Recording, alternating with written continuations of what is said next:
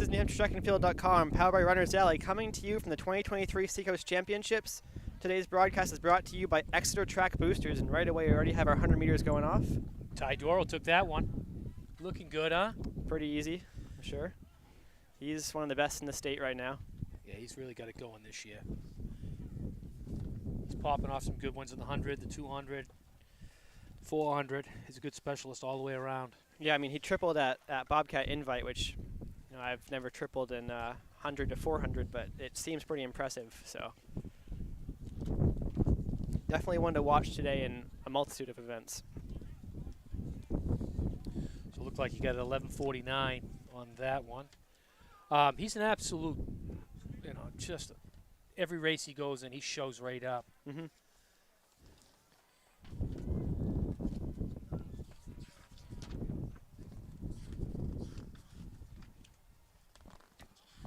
Yeah, his seed time is sub 11, so that was definitely a qualifying prelim sort of race there. And we got a ripping wind here today. Yep. Just swirling around. Yeah, I was doing some strides in the backstretch before the meet, and it was tough coming the other way, which is how they'll be coming for the sprints. So we're right here in Exeter, and even though we're a little bit inland, a lot of this stuff comes right off the ocean. Well, and you got to think it's also a pretty wide open field as well, which doesn't help it at all. Looks like they're in the blocks, and they're off on this next heat.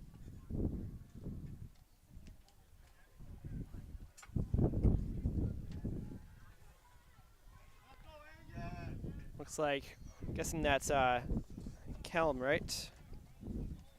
From Portsmouth Christian. Just took that heat. Another one of our guys to watch today.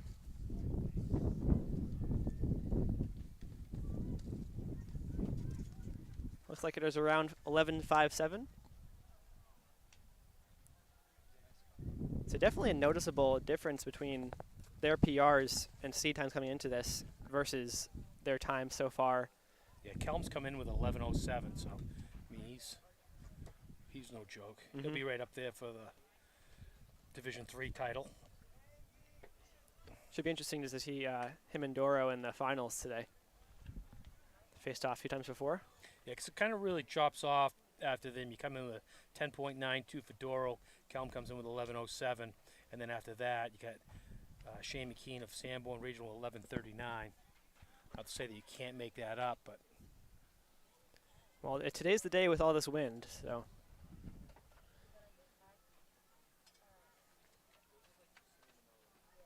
I do agree. It seems to be a two-man battle for that top spot today, but it should be interesting seeing how guys will shape up heading towards the end of the season. Pretty close next heat. Looks like, is that Sanborn in the end? yeah, so That makes sense. Shane McKean. Yep.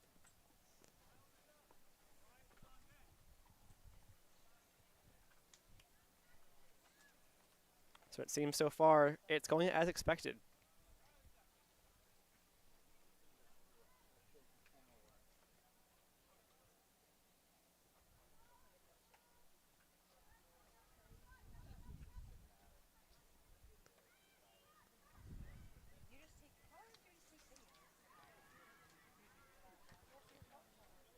We don't have exact times quite yet, but looks like they might be coming in.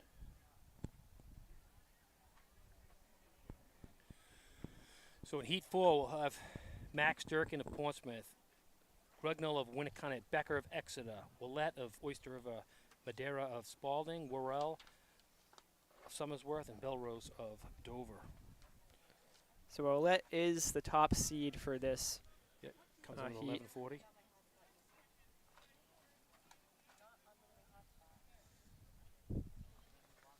So there'll be 5 heats today. This is the 4th of the 5. And all pretty full heats. It's like 36 guys competing today. Actually 39. So all 8 lanes being utilized.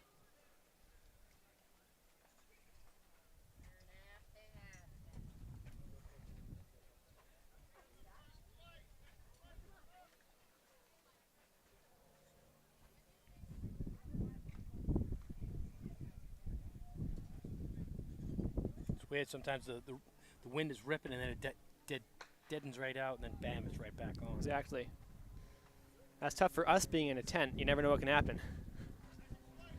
So All right. well, that's going to take this one pretty handily. I like those Oyster River uniforms. Look pretty cool. Nice and modern.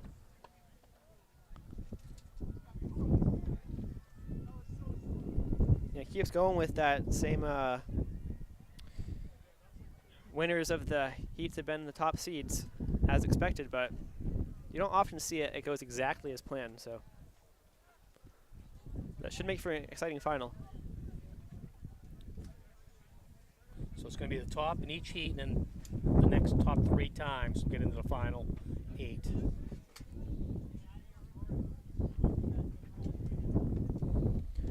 I never really agreed with that way to do it with hundreds. I feel like if you're in 100, not really, the difference between heats isn't really that much. If you On win a day like today, though, where it calms down and you win. It's true, it's true. I guess today might be the only exception. So who's this 100-meter brought to you by today? Let's see. We have a sponsor on every one of them. Let's see, right here. Yeah. This will be by Exeter Sport and Spine in Therapy out of Exeter, New Hampshire. Thank you for your sponsorship.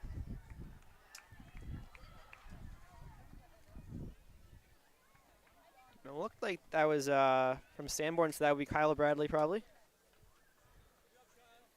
Yep, Kyle I just Bradley. heard someone say, "Good job, Kyle." So. Yeah, that's a good way to find out. Yeah. Right there.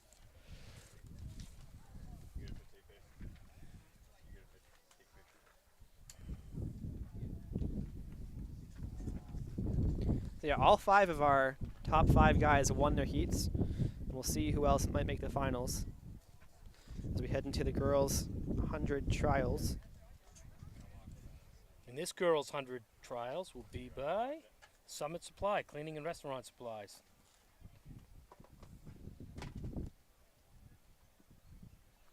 It's awesome they get sponsors for every single event. In this one, we're going to have 5 heats again. And in the first heat, we're going to have Mullenbrook of Spalding, Nakonko of Dover, Castaldi of Exeter, Jenkins, Portsmouth, you of Oyster River, McNicholas of Oyster River, and Brogan of Somersworth. Top seed comes in with a 12:35, Lily Jenkins, Portsmouth. Yeah, I believe she is the favorite for the day.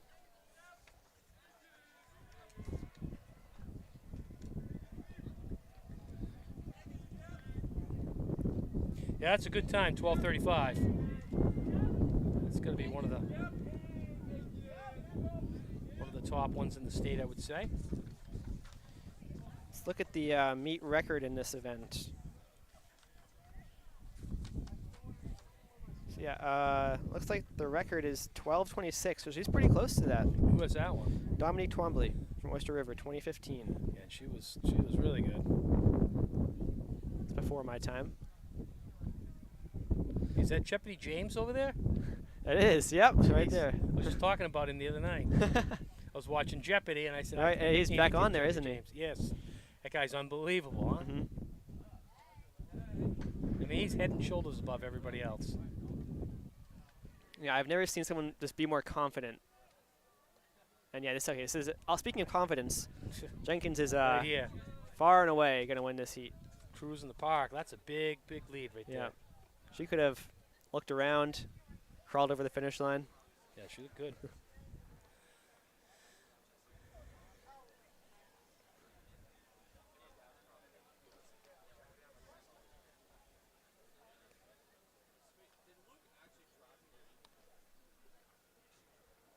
That's tough being in this heat where you have someone who's clearly in front and you have to fight for one of those qualifying spots for the other teams or with the other racers in the future heats. Okay, Heat 2, we got Welch of Spalding, Kinchilla of Dover, Biddle of Portsmouth, Chavda of Co-Brown, Dean of Oyster River, Ahern of Exeter, and Postage of Exeter. So Chavda comes in with a 12:53. So yeah, this is going to be a decent final today. Yeah. Well, it appears that they're doing these prelims in order. You've got going up in seed, so you have our first seed in that first heat, and then the second seed in the second heat.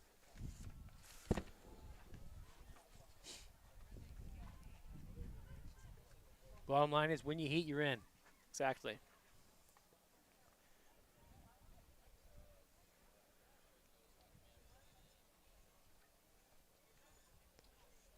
There they go.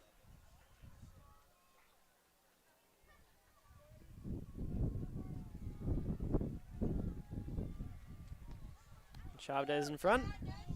She looked good today. Yep. Nice and easy. So is the finish line further past than the actual than the normal finish line at this track? I don't believe so. I believe the finish line is right there. Because I feel like they have a camera. Oh, no, never mind. Yep. See where it is? Yep, yep. I feel like everyone's running kind of further than they're supposed to be. Well, you get you set up.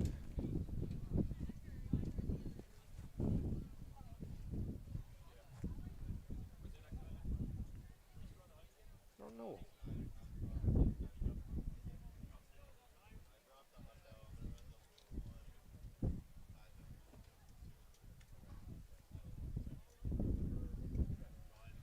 We got a nice replay angle here for that second place spot. Yeah, see where the camera is right there. Yeah. So you're just. Okay, heat 3, we got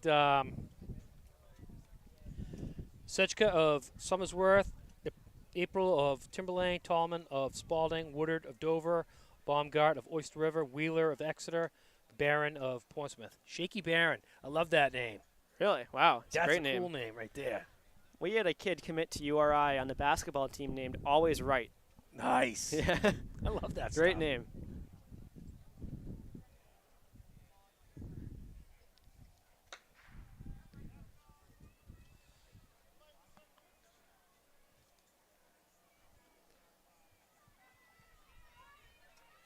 There's Woodard of Dover in front by a lot.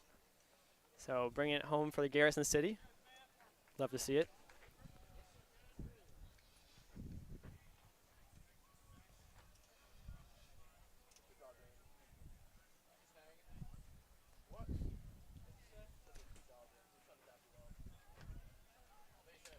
So that was our third heat of 5, if I'm right. So now we got some times coming up. Oh, great. So Woodard took that in 13:18. Baumgart was second, 13:97. Tallman, 14:40. Shaky Barron, 14:52. Sechka, 15:19. Heat 4, we got Blank of Somersworth, George of Exeter, Carter of Portsmouth, Tracy of Dover, Carty of Oyster River, Konishuk of Oyster River, and Pickering of Oyster River. It's interesting thing here is that, let's see, who was the top in this heat? I would say Erin Carty, 13:14. Okay, yeah, because she's top in the 200 as well.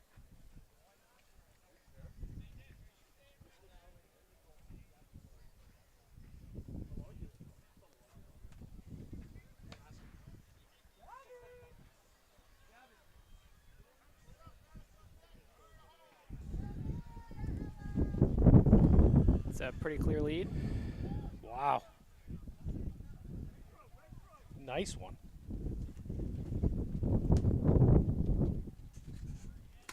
Carty. Yeah. Carty takes that one in 12:91.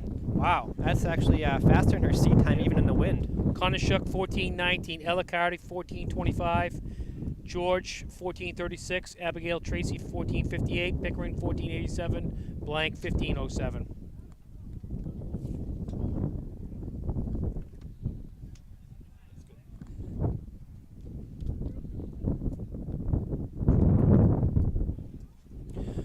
Okay, the bubble time right now is going into this last one is 14:25.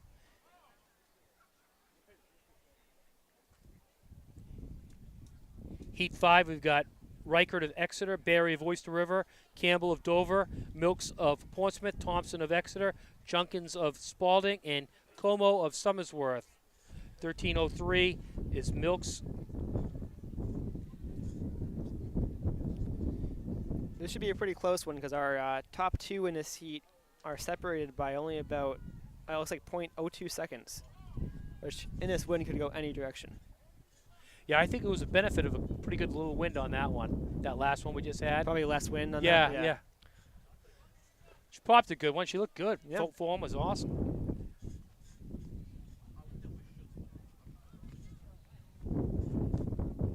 That's the good thing about the finals is that there's only one final, so everyone's going to have the same wind for that one. Exactly.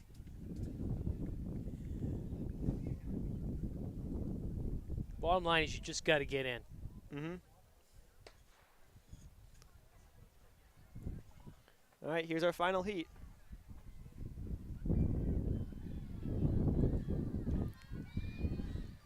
Good Close battle. one, yeah. I think that was Milks of Portsmouth. I think of Thompson's going to take think that so? one. I don't know. Pretty close. I saw a lean. That might have convinced me, but I'm not positive. Thompson, 1344 of Exeter. Milk second, 1356. Como, Summersworth, 1399. Campbell, 1401. Junkins, Spalding, 1429. Barry, 1442 out of Oyster River. And Reichert, 1523 from Exeter. And so they both made the finals then? So, let's see here. I think so. They should. Piled. So, going to the finals will be Aaron Carty, the 1291, the top seed from Oyster River. Woodard, Dover. Thompson of Exeter. Milks of Portsmouth. Baumgart of Oyster River. So those two right there, non-winners getting in. Como comes in with a. We better make that sure. We're gonna update that.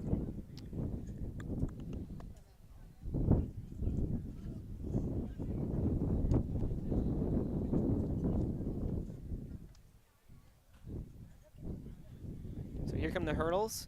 So this event is going to be sponsored. 100 hurdles. Jim, you got that? Yep. So the hurdles will be sponsored by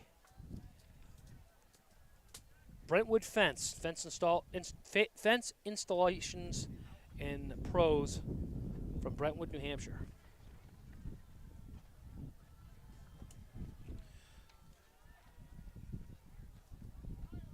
So in the first heat, we're going to have Bogart of Exeter, Benikaza of Dover, Bessett of Oyster River, Morelli of Winnicunnet, Giordani of Oyster River, Mecklin of Winnicunnet, Titcher of Timberlane, and Kelly of Portsmouth.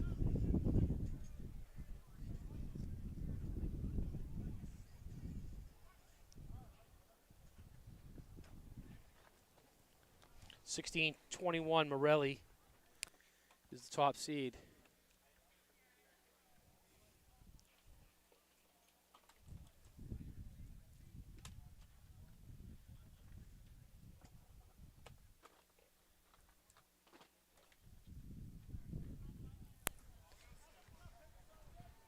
Those hurdles are so high.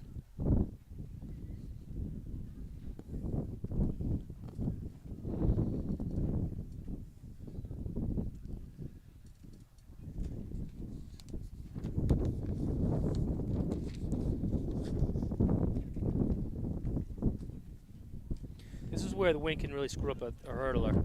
You come on to them too slow. A lot of times, if it's at your back, it's even worse when you come up on them too fast. That's a fair point. Yeah, if your steps are messed up, then things can go wrong. So, looks like it's the boys first, if I'm correct. Yep. All right, so yeah, so that's going to be Billy Powers, who has the record. I know him. 14.10 in 2017 from Winnicunnet.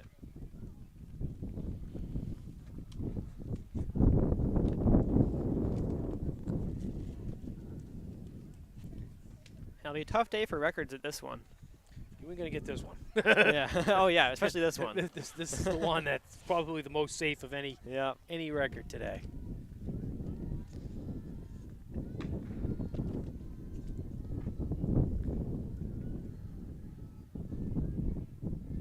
So we got our first heat going. But Morelli looks good. Morelli of Winnicunnet. Yep. A small lead. And hang on. Tell you what, that top three didn't look too bad. A lot of good sportsmanship there. Yep.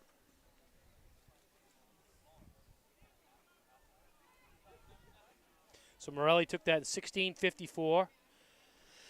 Giordani of Oyster River, 1686. Bissett, 1695. Kelly, 1784. Mecklin of Winnicott, 1785. Benacaza of Dover, 1847. Tucker of Timberlane, 1946. And Borgold, 2217. I'm willing to bet those top three are going to have a good shot at getting in. Yeah.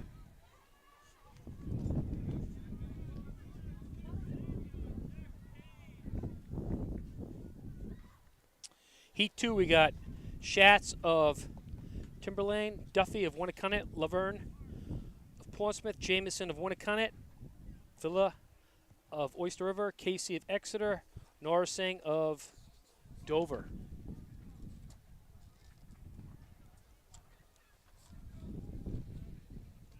$16.23, Jake Laverne coming in. So he's our number 2 seed. We'll see if he carries Jameson along, just like in the last race. Those guys held close to the top seed. And of note, Jameson is the top seed in the 300 hurdles, so he's more of a distance guy, if you will. Right.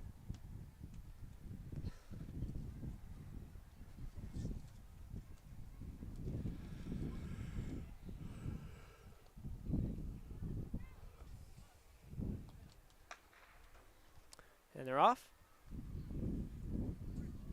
Well, I don't see Laverne. And does appear to be an empty space there. Yep. So we got a good battle here. 2 Winnicott runners. So Duffy and Jameson. Yep. And Duffy was first. So Winnicott's got a pretty good hurdle program. So Duffy took that in 1675. Jameson was 1685. Schatz of Timberlane, 1849. Casey of Exeter, 1852. Villa, 1928 of Oyster River. Sorsing, 1969. And as you said, Lovren was the top seed in that, but did not run. Yep.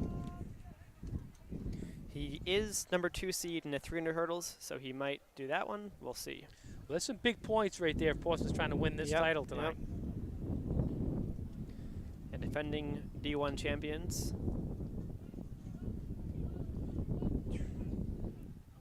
Yeah, today I think that they're saying the favorites Co Brown, I think, what we're looking at. Yeah, I would think so.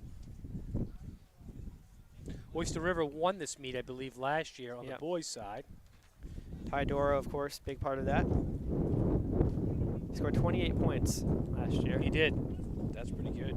Yeah. So the girls' hurdle is going to be brought to you tonight by Summit Supply. Excuse me, no. Auto Fair Nissan makes it happen out of Stratham, New Hampshire.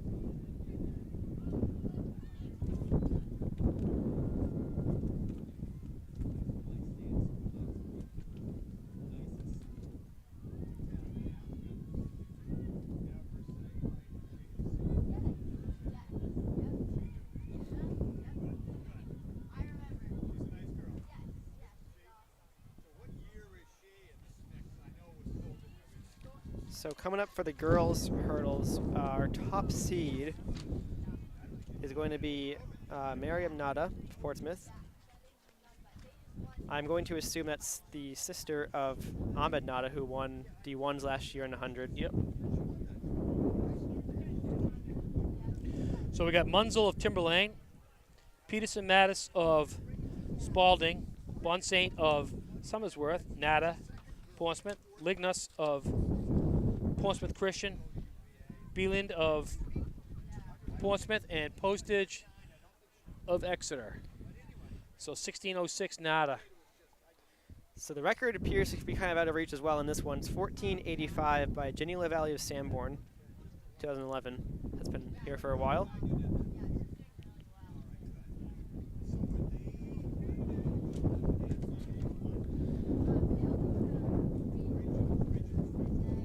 Looking through the list here, it looks like the oldest record is from 2008. Which one is that? There's 2 of them. There's 200-meter dash and javelin, both for boys. And also, and high jump for girls. The javelin record mean boys record? Yep. Yep. Who was that? Timberlane kid? That was Exeter. Exeter? Yep. We got our first heat of the girls. And that would appear. That was Nada who was in that first heat, right? Yes. All right. So, yep, she's taking it. Pretty handily. Well, not that handily, but still good enough to make it clear. So Nada takes it 1753. Bon Saint of Somersworth, 1848. Munzel of Timberlane, 1932. Beeland of Portsmouth, 1945. Postage of Exeter, 1968.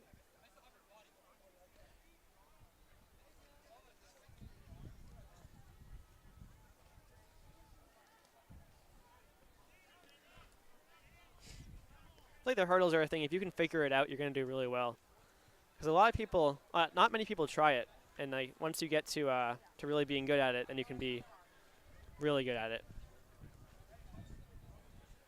Heat 2, we got Rosenbleeth of Exeter, Schlosser of Portsmouth, McVicker of Exeter, Poulin of Exeter, Sicard of Co-Brown, Balabanek of Dover, and Fournier of Raymond.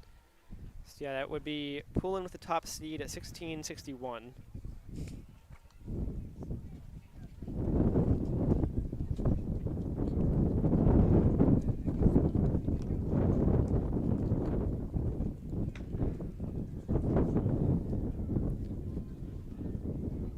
See a lot of white from Exeter in this heat. Yeah, so Poulin out in front. Yep, pretty substantial.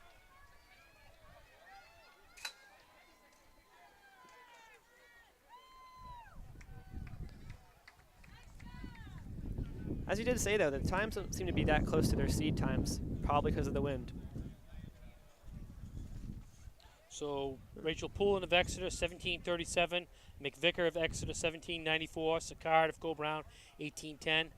Balabanek, 1859. Schlosser of Portsmouth, 1932. Fournier of Raymond, 1988. Rosenbleeth, 2017 out of Exeter. And what's the cutoff right now for the finals? Let's see. Cutoff looks like 8 advance by plays, top one, best specified time, 1859 as of right now. So I think this would be our last final coming up, or last prelim. And we'll have Soares of Sanborn Regional, Weeks of Portsmouth, Adams of Winnicott, Kirk of Dover, LaBelle of Portsmouth, and Bartel of Exeter, 1672, Adams of Winnicott, the top seed.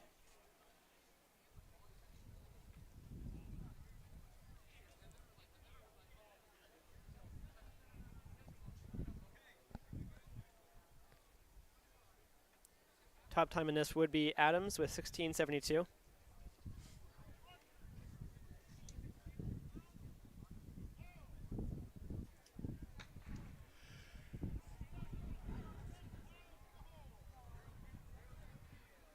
It's a pretty close heat so far. This looks like a pretty good heat right here, though.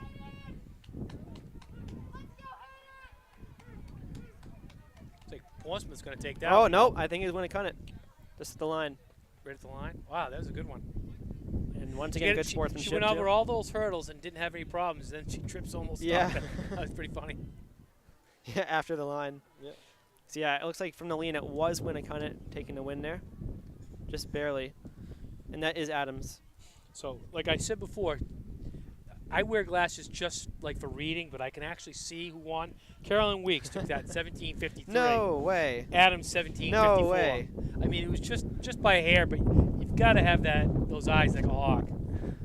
So LaBelle, Somersworth 1950, Soares 1985, Kirk of Dover 1989, 20th 25 was Bartel. There's no way. I swear, if you look at this.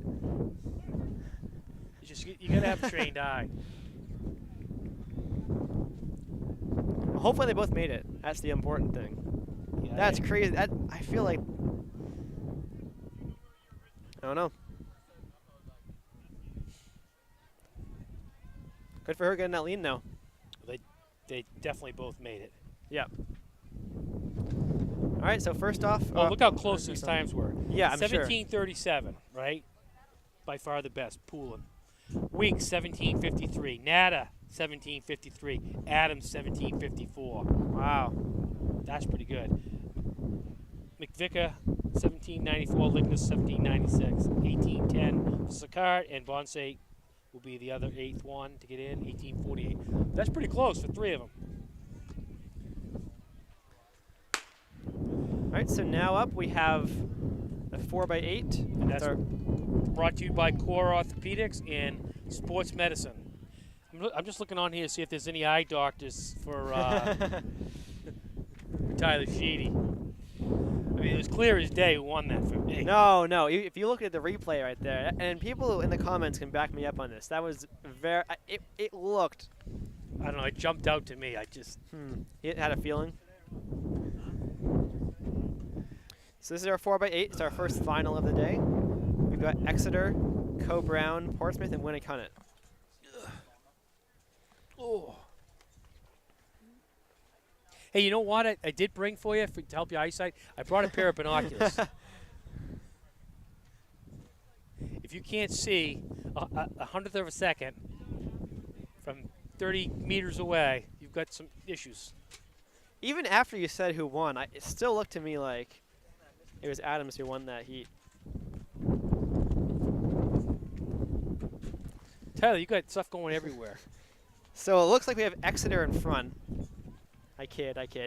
It's Co-Brown.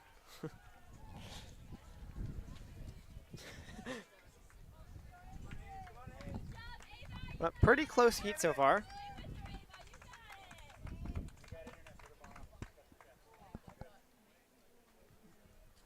Again, this is NewHampshireTrackAndField.com. We're brought to you by Runner's Alley, and we're at the Exeter campus for the Seacoast Championships, 2023 Seacoast Championships. Perfect day as far as temperature. Wind-wise, it's a little much, I would say. I would even say it's a bit warm for temperature, in my opinion. You would? At least for distance events. Oh, for sprint, it's perfect temperature, but for distance, I would definitely want a bit colder than this. I do like it very cold, though. Yeah, I do too, in the same way.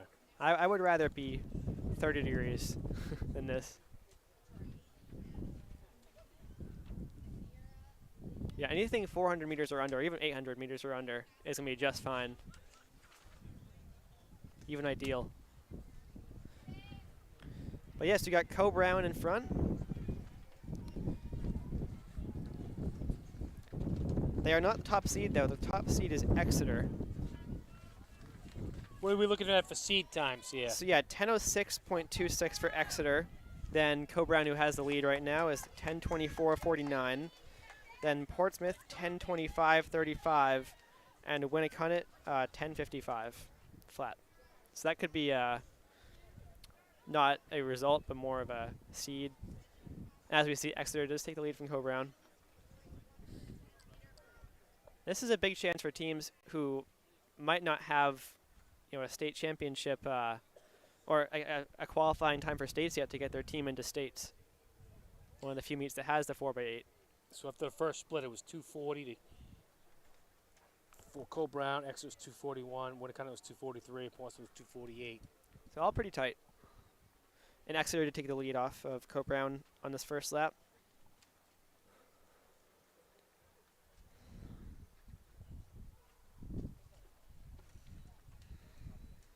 But she's not going away.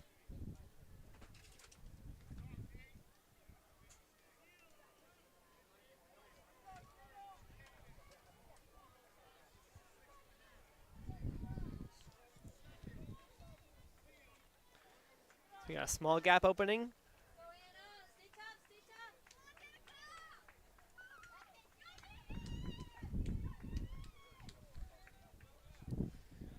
We got Winnicott in third.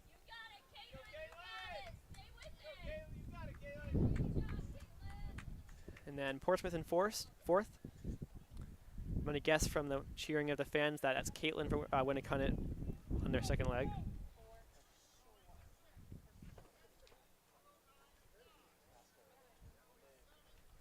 Yeah, good gap being opened up by Exeter right here, but Coe-Brown is still there.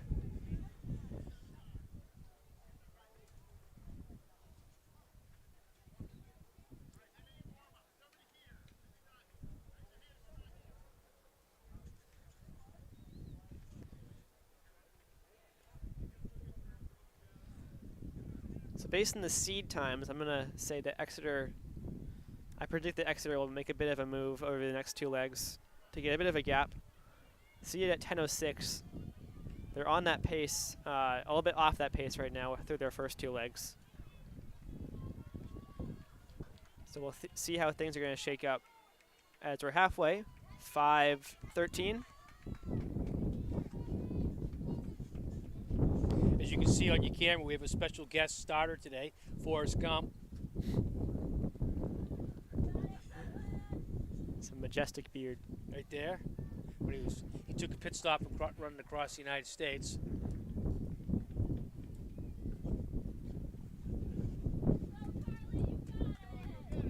Exeter's taking this. Yep. That third leg is I mean, probably she's gonna really go for it, ripping yeah. good. So at the halfway mark, Exeter was 5:13.76. Coe-Brown was 5:19.41.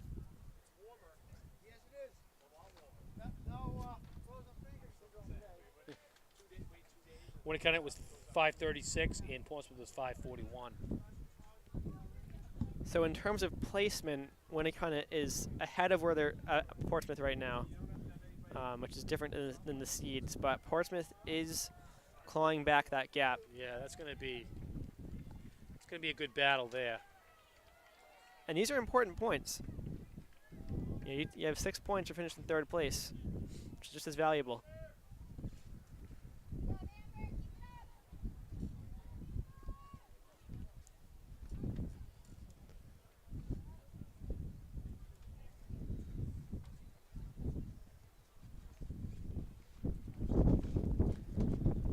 Curious how close we're going to get to that 10:06 seed time.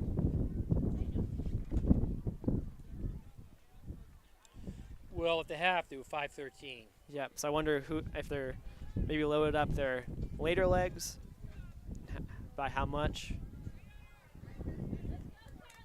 This is a really good battle between Portsmouth and Winnicott. You cannot see on the camera right now, but I'm sure at some point it will be in view. So we head to our fourth and final leg. So if they were passing off right now, they would be on 10-minute pace.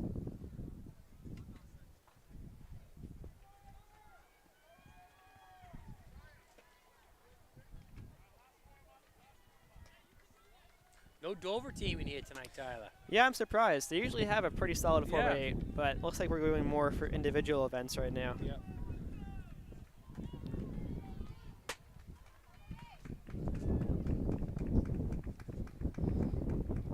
So that was what was it, like 750s that she got it at? Yeah. For the final. Yep.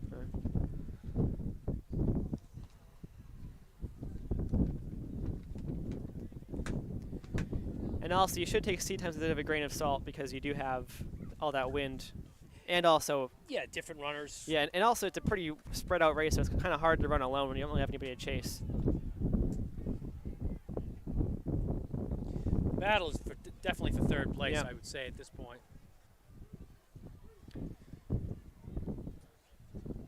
I don't see why teams wouldn't just throw together, a small group of 4 runners. It could be anybody. It could be throwers. You can score some points. Yeah, if you want to win, as a team, I think I could find 2 teams. You know what I mean? Yep.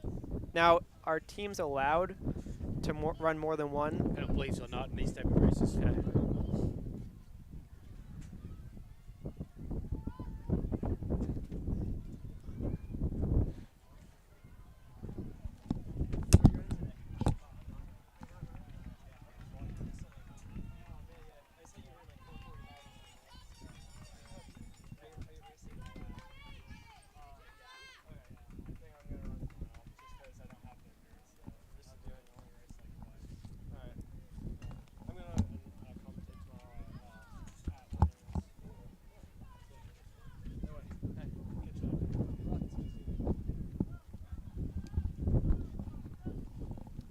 Scott to greet the Jonas Teeter.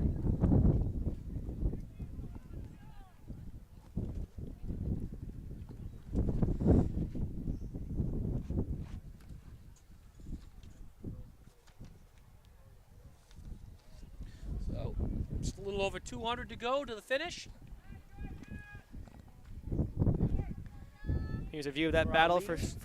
third. Yep, Portsmouth's got a bigger lead. Yep.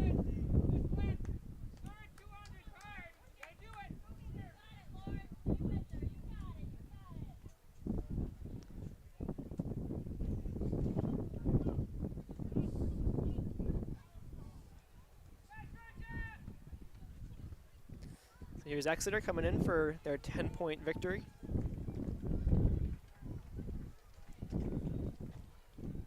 Yeah, Exeter girls, they definitely want to win their own meet. Yep.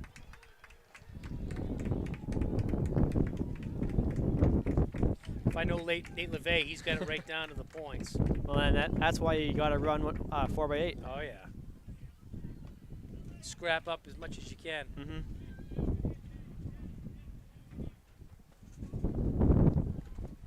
So Exeter first, Co-Brown second. Coburn was not too far behind. No, they made up some ground there. Exeter took that 10:35.93. Co-Brown 10:48.47. Looks like the gap opened up a little bit for third place. Portsmouth's going to take it. Looks like 11, 21, 22, 23. And Winnicott finishing up. 11:30. 11:22.73 for Portsmouth, and Winnicott comes in at 11:29.79. I hear the boys. Looks like also 4 teams. Once again, I don't know why Dover's not running a team. So the 4x800 meter relay boys is brought to you by Exeter Run Club, www.exeterrunclub.com, and has a Facebook group. So we got Co-Brown comes in with an 8:15.30 seed time. Exeter 8:19.73. Then it really changes. Oyster River comes in with a 9:45 and Summersworth a 9:51. So it looks like it's going to be a team battle for 1-2 and a team battle for 3-4. Yeah, that should be a great race for first.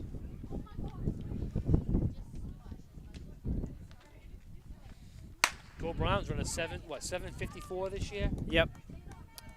I believe this is their B squad, but that would be the A squad for basically any other team in the state. So. We're here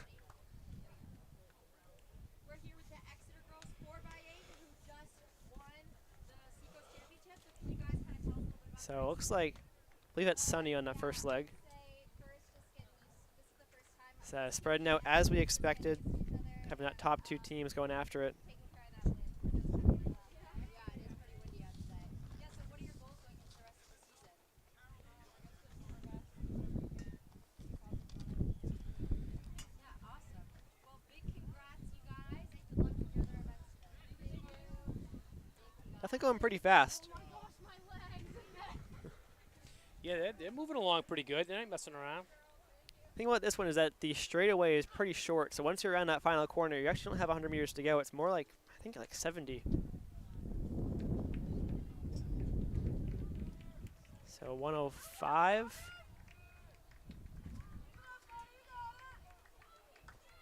This is a great first leg.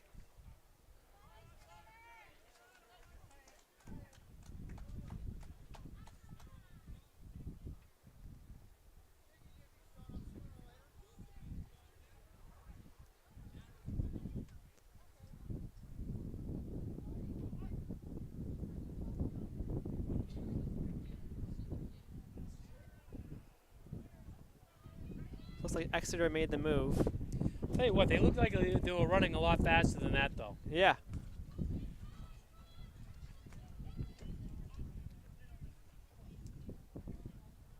I mean, they're going to run probably 207, 208.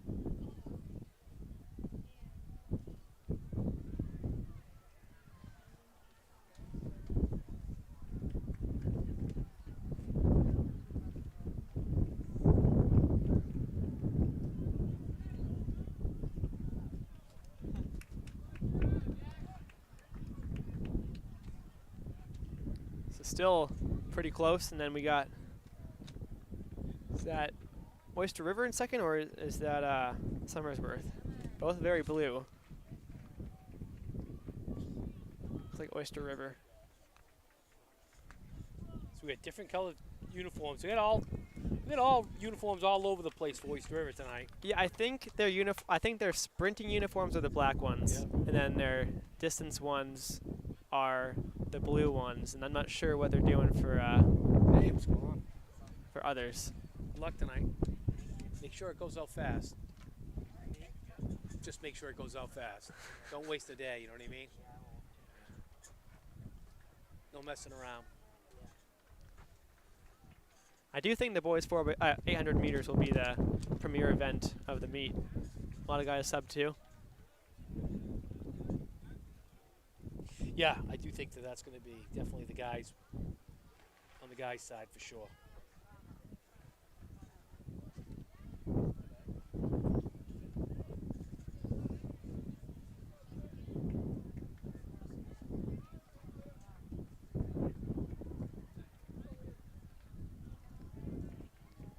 That's Luke from Co Brown, who's got a big gap on Exeter now. Yeah, these two groups are running. These two teams have some pretty good runners. And you got Nikhil next up for Co Brown, who recently ran, I think it was a 9:40, in a 2 mile at Merrimack. Yeah, nothing wrong with that. Yeah, it's really good.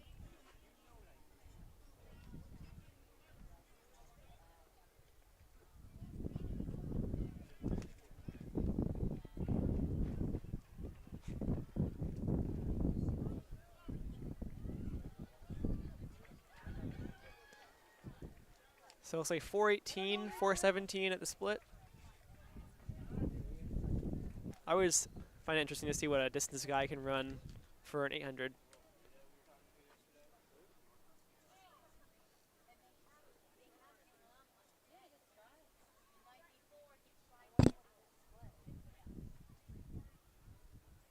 Yeah, that gap is pretty big now, though.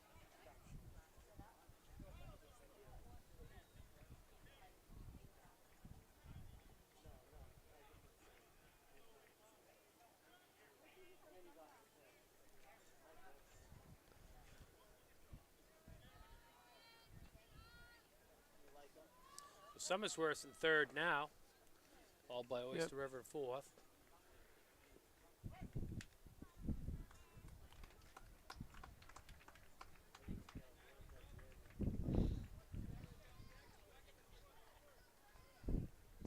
So through in about 520, a little bit under. Come on, Nikhil, stay on. He's coming right behind you.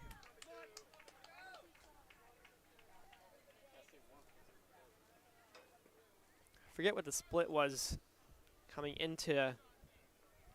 About 18. 418. So he was probably 62 or 63. Yep. On that Yeah, it looks first like one. that.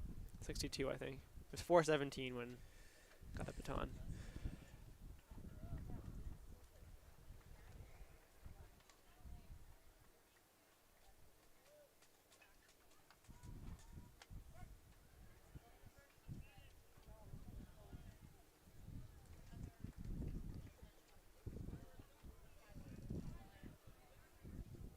Yeah, Summersworth holding their own in third. And Oyster River. You got Ben Robinson for Co Brown on the anchor leg. Come on, Ben, kick it out hard. Kick your head.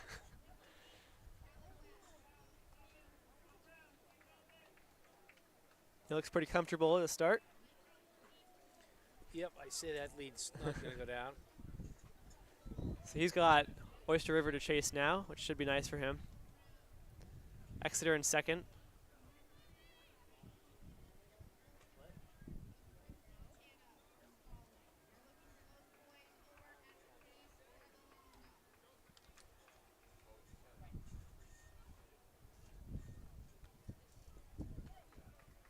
So Co-Brown had an 18, so they handed off at 6:27. Exeter was 6:45. So the third lap was a 2:09.98.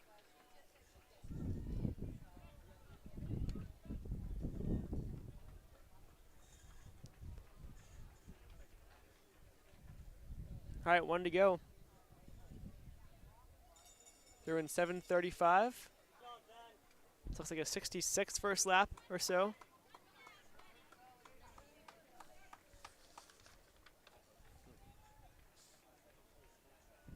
And Ben is racing the 800 later on tonight, so he might just be shutting it down a little bit. Yeah, that's what he looks like. He looks He's pretty looking around. relaxed. He's got 100 meters.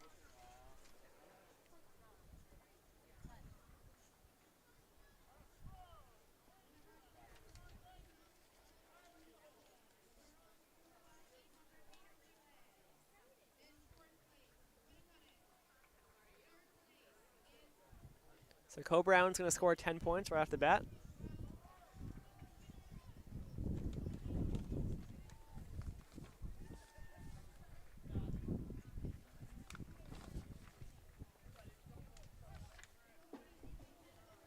And we still do have Summersworth.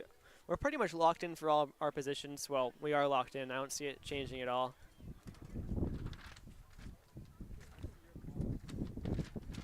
Yep, Ben jogging it in. Safely takes the championship at the Seacoast Championships. 4x8. Congratulations.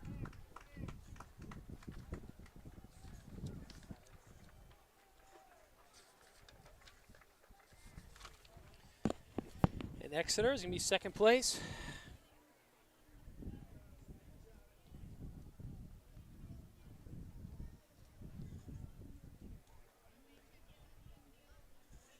.907.44. So the record in that was 8:11. It's pretty good, Who had especially that one? That was Oyster River, back when they had O'Brien on their team, Patrick O'Brien.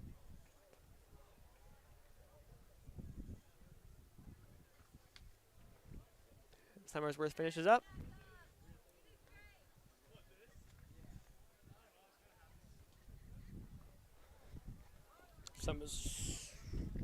I always like seeing them compete after, since they're such a small school. Yeah, Summersworth 933.95. Exeter is 907.45.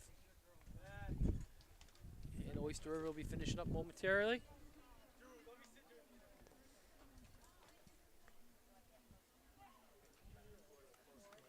So we got the hurdles finals up next,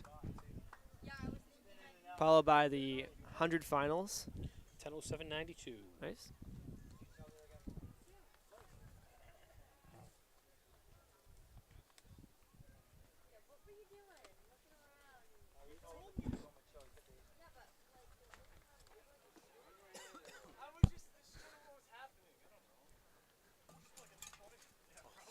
You did. All right, so finals are coming up. They're putting the hurdles in the track. So what we got this time to kill? Tyler, how was your first year in college? It was definitely a lot of fun. Yeah. Learned a lot. Did you? Yeah. Did you like living on your own? It was definitely different, but it was fun. Lars was a terrible roommate. Was he? No, he was great. No, that's good. It's good to have a good roommate because if you have bad roommates, and Yeah. you know, Well, I thought it was good because Lars and I, we knew each other beforehand, but we weren't, best friends Right. beforehand. So, yeah, it worked out well. you guys basically have the same focus, so that's good. Mm-hmm. Yeah, running-wise, not great. Got injured in the winter. Then, What type of injury did you get? so I had a stress reaction in my femur. Femur. Wow, that's a Yeah. tough one. So I was out for. It happened right after our conference championships, Yep. and I was out till I 8 think weeks. yeah, roughly 8 weeks. It was till the new year, so we haven't building back. Haven't raced well this spring. I have a race tomorrow though. You do. Where are you racing tomorrow? Racing one of the Battle Road Twilight meets. Yep.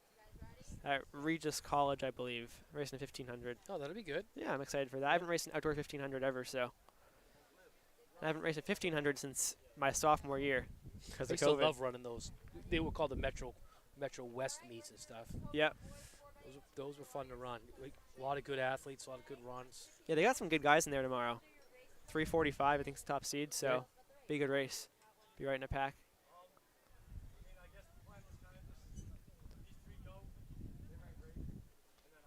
But I'll tell you, Jim, college finals are a lot harder than high school finals.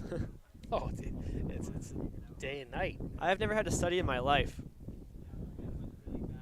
And now I have to all the time.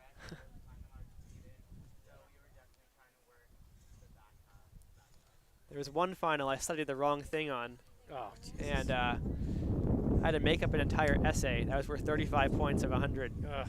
And I got 93, which That's good. which is a miracle.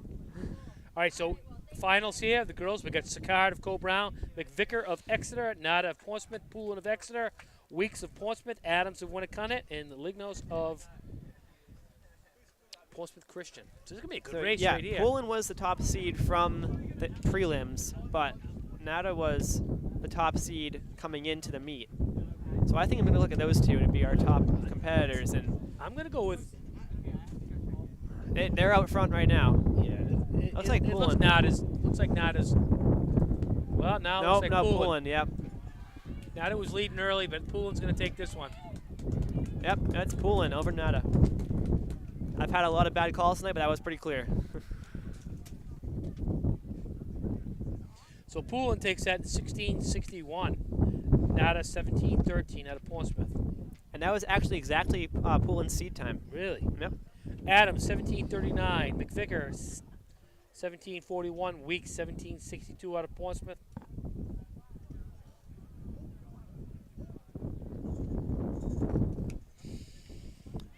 So hurdles going up for the boys now. So that's another 10 points for Exeter. They've won the first two events so far. They also got a sixth out of there too. So Yep. McVicker got 17:63 to close out the scoring. So. It's always crucial, that sixth spot. And she nearly got fifth by .01.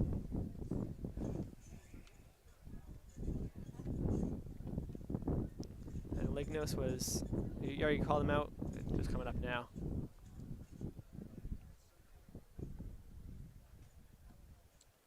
So on the boys, is that what you're saying? Oh, yeah. Hey, go ahead. Yeah, the boys. We got Mecklin of Winnicott, Bassett of Oyster River, Jameson of Winnicott, Morelli of Winnicott, Duffy of Winnicott, Giordani of Oyster River, and Kelly of Portsmouth, and Benacaza of Dover. So Winnicott's looking for some points here.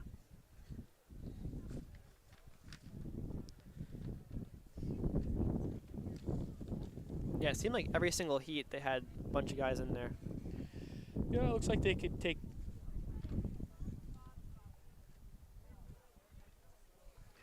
3 out of the top 6 anyways, it looks like. Mhm.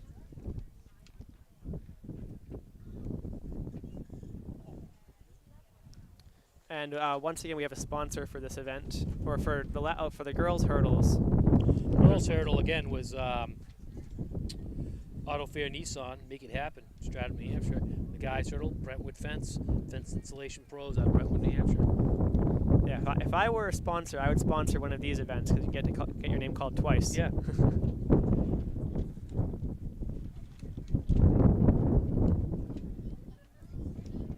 And the wind's starting to blow now, quite a lot. If I had a sponsor and I had to name it, it'd be the Jimmy Fund.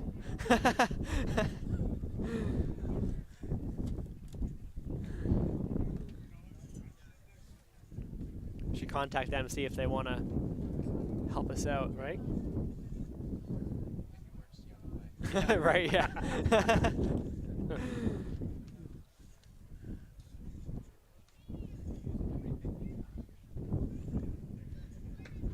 They're off. It's not clear at this point. Winnicott boys are. It's clear Way to up me front. that Winnicott's going to haul some points Yep, out of this yep. tonight.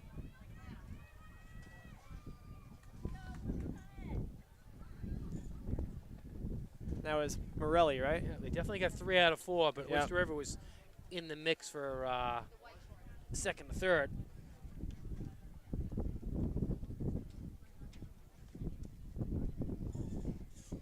So we get Morelli, 1652 of Winnicott. Jameson of Winnicott, 1666. That kid's only a freshman, so he's going to be good. Awesome. Bassett of Oyster River, 1689, and Duffy of Winnicott, 1691. 1, 2, 4. So it was Morelli was first, Jameson second, and Duffy fourth. So Mecklin, 1809, and Benicaza of Dover, 1817. Josh Kelly, 1819. Giordani, 1820. So that battle for sixth place with 1817, 1819, 1820. Good job, Travis. All that important 1 point. Yeah. Putting points on the board for my home team.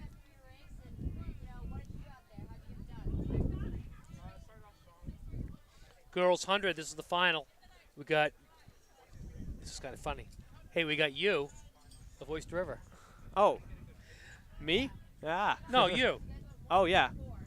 Not me. We got you of Oyster Them? River. Thompson of Exeter. Chavda of Cole Brown. Cardy of Oyster River. Jenkins of Portsmouth. Woodard of Dover. Milks of Portsmouth. Bumgart of Oyster River.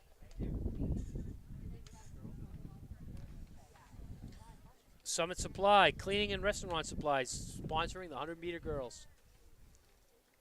Jim, I'm cheering for you today. You are? I am. Thanks. I'm cheering for Lily Jenkins of Portsmouth. I think that's a good bet. Because I'm from originally at oh. Portsmouth. Yeah, Chavda fair. looks like she's going to take it's close. Oh, this is a great. Looks like Yep, Chavda. Chavda. Wow, I Yeah, don't wow. know. No, I think it was. I think Chavda might have taken that one. That's close. Chavda. Yeah, Chavda definitely took first. Second place is pretty close between Cardy and Jenkins. Cardy took second. Chavda took it in 1266. Cardy of 1278 of Oyster River. Jenkins 1280 of Portsmouth. That was a good race. Yeah. Woodard of Dover 1292. Thompson of Exeter 1335, and Milks of Portsmouth 1353. You of Oyster River 1385, and Bumgart 1406. Yeah, awesome. Any particular goals going into championship season? Boys Heat, we got Madeira of Spalding, Bradley of Sanborn, Willette of Oyster River, Doro of Oyster River, Kelm of Portsmouth, Butler of Spalding, Benjamin of Spalding, and Morin of Epping. So interesting to note is that it's been about an hour since Doro had he was in the very first heat. It's been about an hour since his prelim. So how well did he recover? I'm going to go with Doro. I'm going to go with him too. Kelm could be pretty close. Those are the top two for sure. Exeter Sport and Spine, and Sport and Spine Therapy out of Exeter, New Hampshire. That's our sponsor.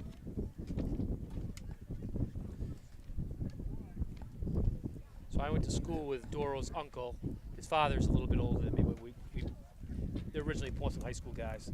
So that's why we got to root for them, you know what I mean? I'll root for Doro because he has a nice name. Well, that's what I'm rooting for, Doro. Yeah, I know. That's what I'm saying. His first name's pretty good. How can a Dover guy root for a Portsmouth guy? Come on. This stuff doesn't even right.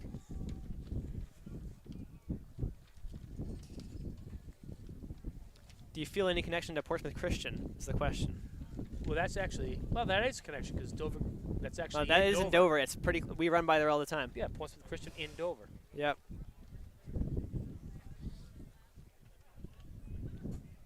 Oh, it doesn't necessarily mean he lives in Dover, though. Right. Could be anywhere. But anyways. Yeah, Kelm's pretty tough, though. Yep. So it's going to be a good one. Kelm's out well, but Doro is Doro gives it charging hard. 150%. I don't know. It looks like Kelm got it. Kelm got it. Wow. I think. I'm pretty sure. I don't want to call it yet. But yeah, it's pretty clear to me, yeah. Kelm.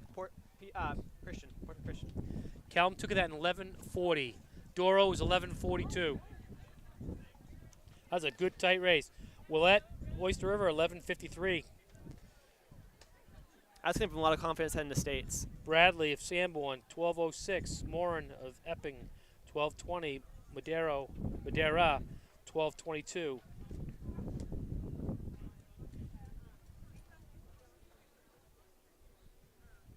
Hold on a second.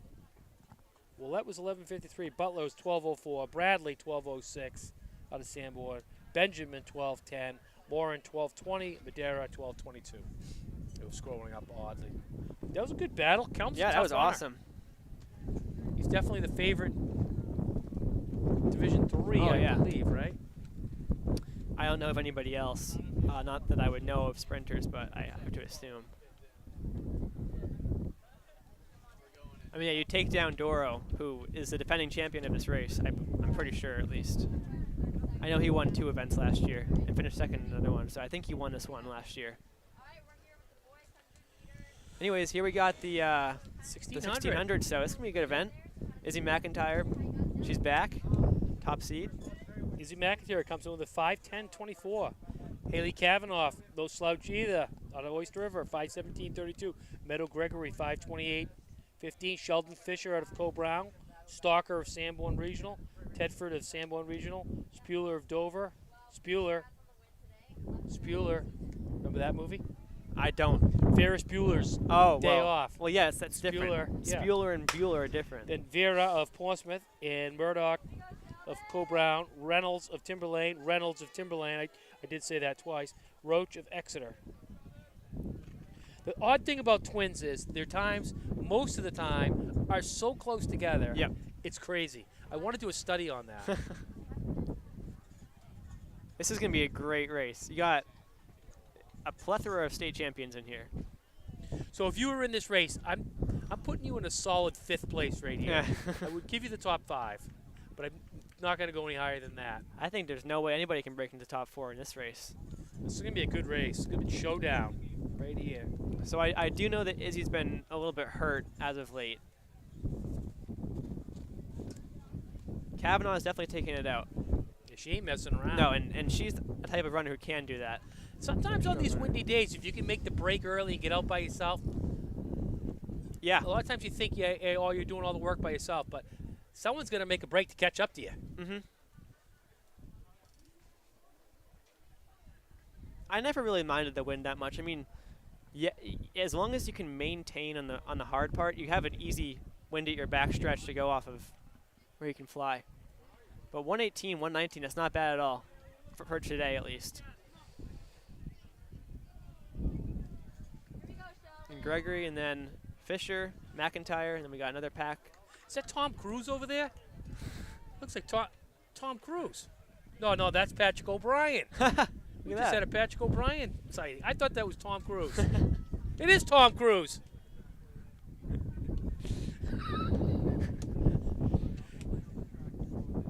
Patrick O'Brien, Oyster River coach now. Wow. Didn't know he was coaching there. It's a pretty good person to get advice from. Yeah, I mean, he's a good one. One of the best of all time. A few state records to his credit. Although I hate to say it, he no longer has a meet record here, apart from the 4x8. Oh, let it be there. No, just let it do its thing. Yeah. So Kavanaugh is running away with this right now. She's got killing a it. big gap.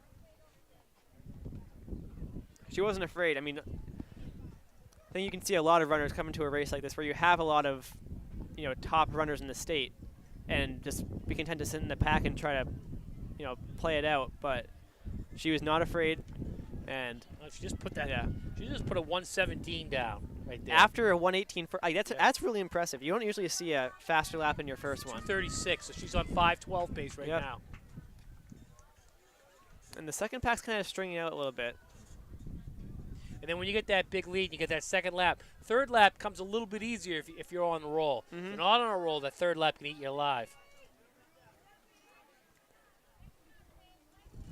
Yeah, and the fourth lap's just going to do the work itself. It's going to be fast no matter what, assuming you're, still there. If you're in the game, you always have a good fourth lap. Find a way. Even me, I'm never in the game, and I always have a good fourth lap.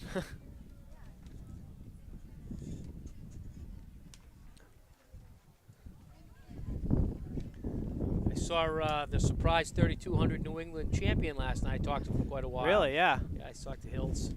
Yeah, I've always said I was glad he didn't realize he was a 2-miler until after D1s.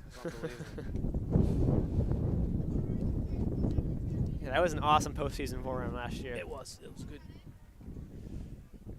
Sometimes you got to just do something else.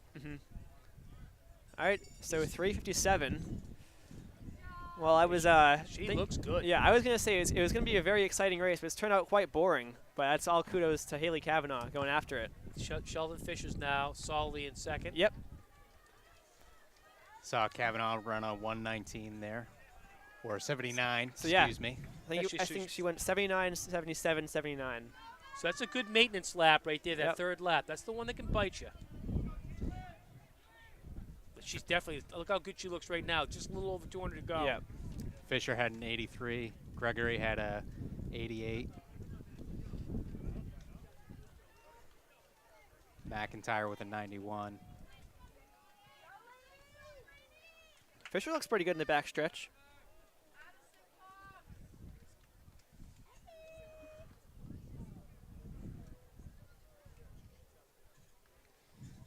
See, I got about a 100-meter lead over everyone else, plus some.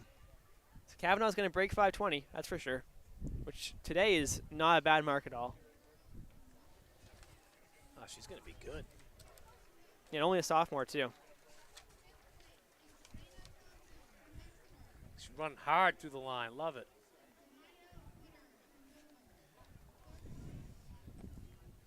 Jim, I want you to guess the meet record in this event. 5:13.94 for her. That's pretty good. That's actually 118 really last. good. For the girls, girls Yeah. record? Mm-hmm. I don't think you have it, though, right? You have the 2-mile boys record. I have the no. I mean the mile yeah, boys record. yeah, girls. I would Girls say mile. 4:22 that you had. It's 4:48 for the girls. So that would be Miss Exeter herself. Nope. Jackie Gone? No. Nope. That's Megan Duty. Oh, Megan Duty. Oyster Ooh. River, yeah. Gone is the 2-mile. And Megan Duty was no joke. Yeah. I mean, she was a stud. So yeah, we had basically how things were playing out with a lap to go is how it shaped up at the end. With Kavanaugh, then Fisher, then Gregory, then McIntyre, and it was a good battle for fifth. Fisher came in second with 5:31.97. Gregory 5:46. McIntyre 5:49. Stalker 5:50. Murdoch, Cole Brown 5:52. Spuler, Dover 5:53. Reynolds 6 flat. Caitlin Reynolds 6:06. Delaney Roach 6:14. Yeah, so Haley Kavanaugh looks ready to go. Legit, yeah. All alone in the wind, 5:13 is not half bad. No, not bad at all. So it looks like we have basically across all divisions. We had Fiona Lee run 5:08. Brianna Malone run 5:06, I believe, at Bobcat Invite. So a lot of good girls milers. All right, we got the boys coming up. Who's got the record for this one? I don't know. Can someone tell me? I think it's a newer record. It is the newest record of the Hey, meet. but enough about that. Let's go back to the girls. Oh, yeah. The girls were brought to you by DTC Lawyers, located in Exeter and dedicated to their clients. For the boys, we got Northeast Protection Services, 1,600 meter. And who's got that record? Tyler Sheedy. Yeah, those who don't know, that Tyler 4:22. Sheedy is me. Wow. So yeah, I'm hearing that Gavin Demas is thinking he's going to run 4:15, which I am calling cap on. So Gavin Yeah, is no, in that's- this. He's not even our top seed. Yeah. Guys, who else do we have in this? So Tyler Kasich I know is in it. I don't have the thing pulled up. Tyler Kasich comes in with a 4:25.20. Gavin Demas comes in with a 4:30. Chris Jernigan comes in with a 4:32. Clayton Johnson of Dover, 4:37. Matt Allen, 4:38. Chavda, 4:42. Zumbeck of Winnicott, 4:43. Hagan, 4:45 out of Oyster River. Bibby of Winnicott. Martin Biggs of Winnicott. Marcus Exeter. LeMay of Cole Brown. Fleischer of Oyster River. Ritz of Oyster River. Keys of Oyster River. Hannon of Oyster River. So Gavin's taking it out in front. Watch Clayton Johnson. He's only a freshman. Has run 4:37 twice. He's going to be very, very good someday, and he already is good. So.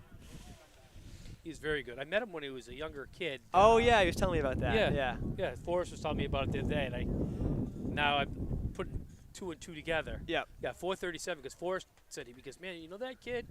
I said, what? He goes, he ran 4:37 as a freshman. I go, well, that's pretty good. Mm-hmm. Yeah, I'll tell you what, that 422 meet record, if it doesn't go down today, he will get it in a couple of years. I had a freshman run a 4:33 as a freshman. He ended up leaving after his sophomore year, went to Virginia, and ran a 151 and a half. Whew. He was a stud. Yeah, And that's, he ran that's pretty a good. 226,000.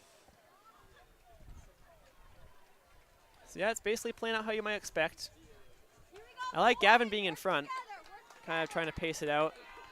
If I'm Tyler, I'm trying to make a gap on Gavin because you are not going to outkick him. No offense to Mr. Kasich. 106.19 coming through. So there definitely is a gap opening up. Chris Jernigan's hanging on there. I would definitely try to clamp it down a little bit more if I were Chris, which he's doing now. So right now they're on 4:24 pace. I'm not worried. Is your record going down? No, it's not going down. I don't think it is either. It could. Oh, Gavin looks pretty good actually, but the wind is gonna affect it. I think. I mean, if he gets it, that's awesome. But Will you cry if he does? slightly. I might shed a single tear. Let me ask you something. If he does get in, you decide to cry, can you just go off by yourself? Because I don't want you messing up the morale of everybody else around us. Right now we're all in an up mood. If you go cry, it's not going to be good. So 213. Matt Allen's in fourth. Hagen in fifth. Tell you what, Johnson sixth. Tyler Kazik's playing it in Jernigan. They're playing it right. I don't know. I think you have to make a move in lap 3 if you want to beat Gavin. But you gotta be up on him too. This lap right here is gonna tell the tale. I think Gavin's going to win it. So usually when Gavin goes after a time, we'll see him run pretty hard, and then, he doesn't necessarily have a ton left for the last lap. Now, obviously, if he's going to try and, if Kazik's trying to kick on him, that's a different story. It's going to but help. he usually will give it all in that third lap. So we'll see what happens here. He did run a 66. We'll see if that might drop, or if it drops, I think it looks good for him getting a record. If it doesn't, I think the record's safe for another year. Well, I think it's one thing to have a guy come up on you that you just want to beat. It's another thing for your teammate to try to beat you, and you want to beat Here your comes teammate. Kasich. But yeah, it might be happening right here. Jernigan. So I think Kazik's gonna take it. Unless I, don't know, Jernigan, I still have faith in Gavin. Unless Gavin sits on him, it really goes. Second pack, Clayton looks pretty good. Kazik with a 67, Gavin with a 68, Jernigan with a 68 as well. That guy's coming at 321. Gavin looks good now. I'm still picking Gavin to win this. Yeah, he's going for the pass right now. Jernigan's holding right tight with him, though. Demas gets around Kazik. Yep, Jernigan could surprise. It's going to be a great, actually, last 200. Yeah, here goes Gavin. Gonna go ahead and say that record looks pretty safe. Yeah. Oh, Jernigan. Watch Jernigan. Watch Jernigan. I don't know. What does he have left? Chris moving into lane 2. I think Gavin's going to hold on. Yep. Gavin picks it up right there at the end. Yeah, they ran pretty close. That was a good last lap. Good run for Gavin. That's a tough day to run fast. Matt Allen went through a 4:34. Henry Hagen 4:40. Clayton not the best day, but good job. He's got the 800 later on. Still a freshman though, huh? Nikhil coming off the 800.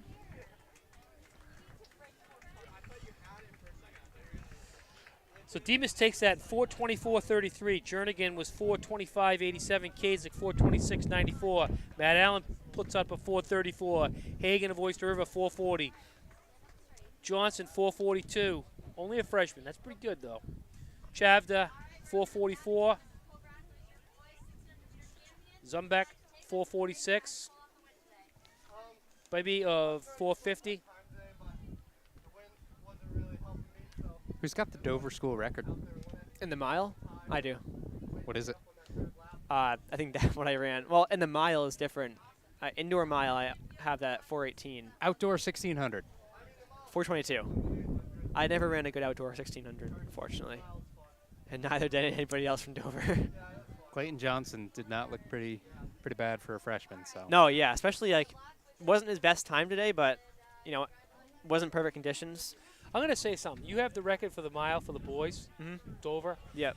I'm willing to bet if Kathy Shiro was in your heat, she would have figured out a way of beating you. I tell you, I would not beat her in a marathon. No, you wouldn't have. 5:55 pace at 16 years old. We're at 2:34. You kidding me? You wouldn't even be close. That's ridiculous. I can't even fathom that. She was tough, man. She was probably one of my tougher training partners too that I used to run with her. She was just good. I mean, yeah, when you win New England's 5 times, it's hard to not be tough. all right, next event on the track is going to be our girls 4x1. That's sponsored by Minuteman Press, #1 rated printing franchise. Made the programs for the meet today. So what do we got? We got Oyster River coming in with a 52.20. Exeter comes in with a 51.68. Portsmouth with a 50.02. Dover with a 51.17. Co-Brown with a 51.83. And Spalding with a 54.24. And is it 2 heats of this? Yes. So I'm guessing it's the top heat first. Yeah, I believe we're going fastest slow Okay. is what I heard earlier.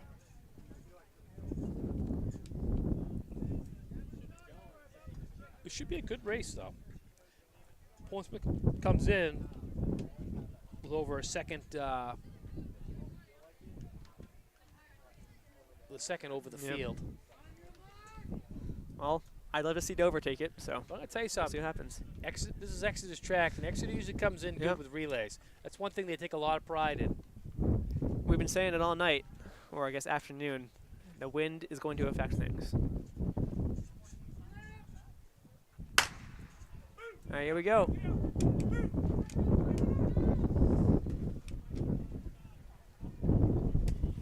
So they should run quick on these first 2 legs.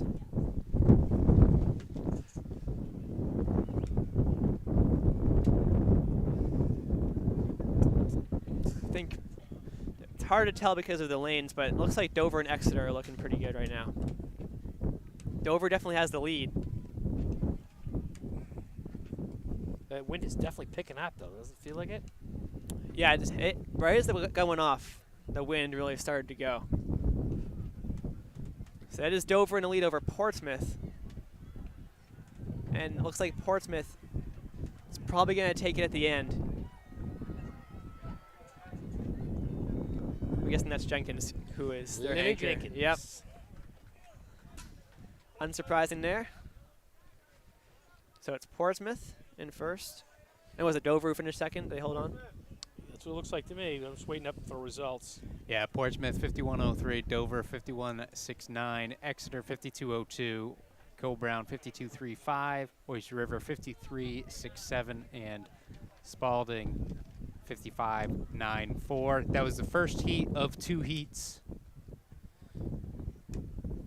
Second heat taking the track now. Second heat, we got Sanborn Regional, Somersworth, and Raymond.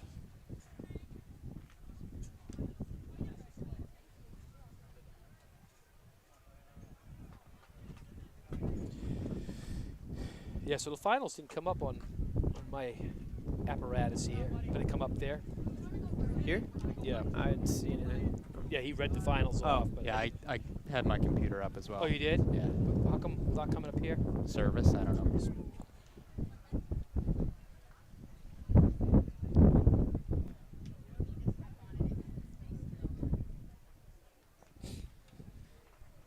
So top team in this heat is going to be Somersworth. And do we? What was the 6th time? Was it 55 something? Yep. Is this going to be important for scoring points? Top time was by Portsmouth 51.03. What was the 6th time now? 55.94 for Spalding. So that's what you got to get to break in. Somersworth does have a seed time faster than that. 55 what? 9.4. So Somersworth seeded at 55.88. I will say they were all slower than their seed times that first heat. Fair start for the 3 teams. So there's 3 teams in this one, it looks like. Again, Sanborn, Summersworth, and Raymond. So I'd say Winnicott scratched. Summersworth looks pretty good, though. Sanborn has some quick turnover.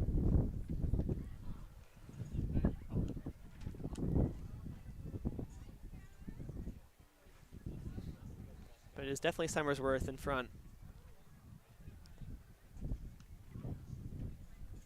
The question is, will they hold on? Potentially grab that 6th place spot. I get it. I think they did.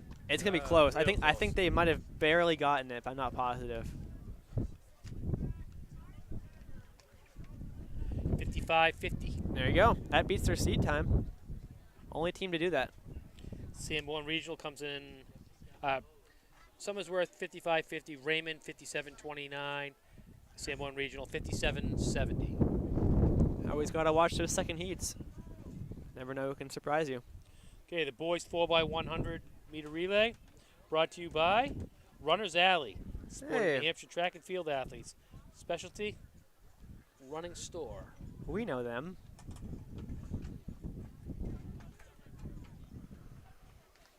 Runner's Alley is a favorite store of mine, and I'm sure it is of many athletes across New Hampshire. Of course, Runners Alley has 3 locations here in New Hampshire: Portsmouth, Concord, and Manchester. Portsmouth currently closest to us. How come you don't got one in Dover there, Tyler? What? How come you don't got one in Dover yet? Maybe I should petition for that. Maybe you should. Maybe I should open it up. No, they are great stores. Probably because Portsmouth is pretty close to Dover. Yeah, well, Concord and Manchester aren't that far away either, so maybe we need one up in Pittsburgh. They pretty much got the triangle. I always call that the triangle. You know, Concord. It's fair. When people ask me where I live, they sit in the middle of the triangle. Yeah. Concord, Portsmouth, Manchester. Throw a dot. That little town, that little big Right. town. Even put Keene as a bit of a rhombus.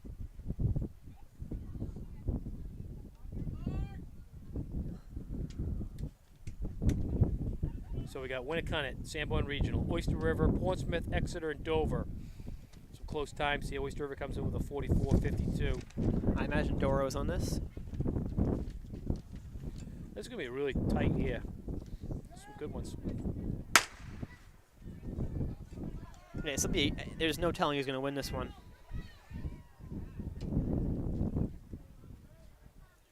You never know with a 4x1. Yep. It's not, And it's you not never know just who's how going to fast drop you a are. baton. Yeah, exactly. Looks like Oyster River, in my eyes at least, has got it right now. But that Portsmouth as well is right with them. Oh.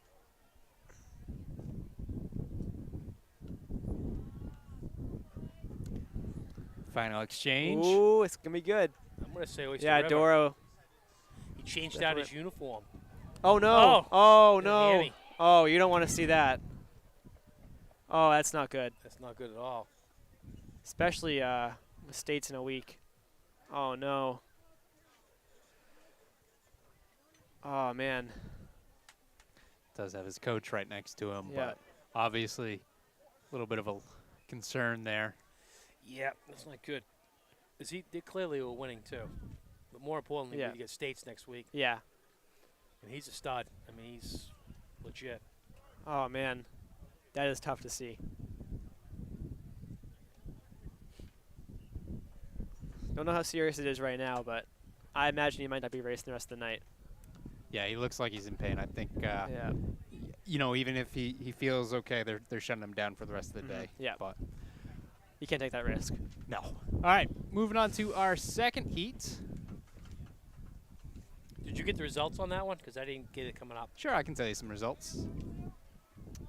Can go through that before we go through the second heat. So from heat number 1, Portsmouth does end up taking it 44-80, Exeter 45-74, Sanborn 46-01, and Winnicott 47-55.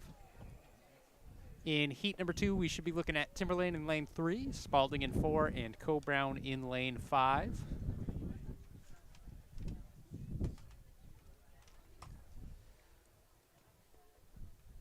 interesting to see how Co Brown does with sprinting. Not usually known for that, but we'll see what happens.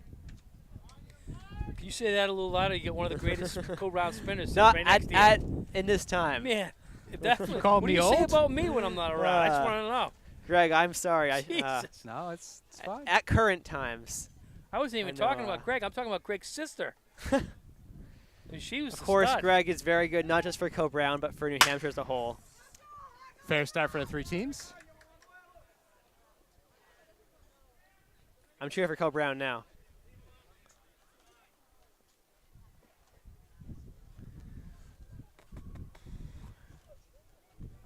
Greg, did you ever pull a hammy? No. Never. I tell you what, it's one of those ones that you have a hard time healing up, where it doesn't keep coming on.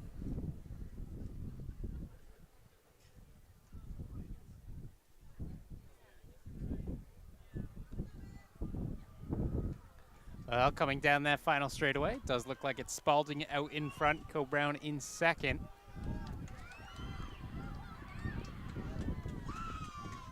That handoff was really nice by Spalding towards the end. I didn't even see it go past. So we see Spalding there, 46.38, Co Brown 46.53, and Timberlane 48.90. Means that overall Spalding will take the 4th place, Co Brown 5th, Winnicott at 6. And that all changes up when you have a team not finish one of the legs in the first heat. That's right, it opens up another spot. All right, get to move on to the girls 400 meter. Girls 400 meter brought to you today by Graham Tire and Auto, located next to Exeter Hospital. Huge supporter of Exeter High School athletics and activities for years. #1 host of car washes in the town of Exeter. There you go. But a freshman who's the top seed in this. It's Bowden of Timberlane. But actually same seed as Chavda of Co Brown, so either way it's going to be a good battle. And about a second back to Nab of Exeter, Clifford of Winnicott, Timmerman of Portsmouth, and Cardy of Oyster River. And are we doing 8 in this heat? So then we Yes, got We have 8 in also this heat. Grant of Exeter and Coleman of Winnicott. Did you say Jenkins of Portsmouth? She's got the top seed, so. Oh, I don't see her in the 400. I have Is she in the seat though? Yeah, I have her at #4. Oh, interesting. Lane 4. Yeah, I didn't see her on the heat sheet, so that's what I'm going off of. I kind of see her right there in front of me. Oh yeah. So again, her seed time 59. Next fastest is a 61.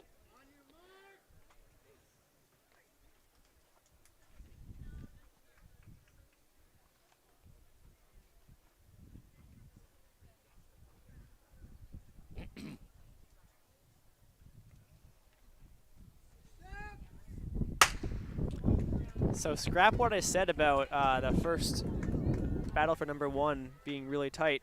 It's battle for #2, but of course you can never know who's going to come up and battle for first place. Yeah, that's just on paper. Yeah. Exactly. So I think this is going to be tighter than you think.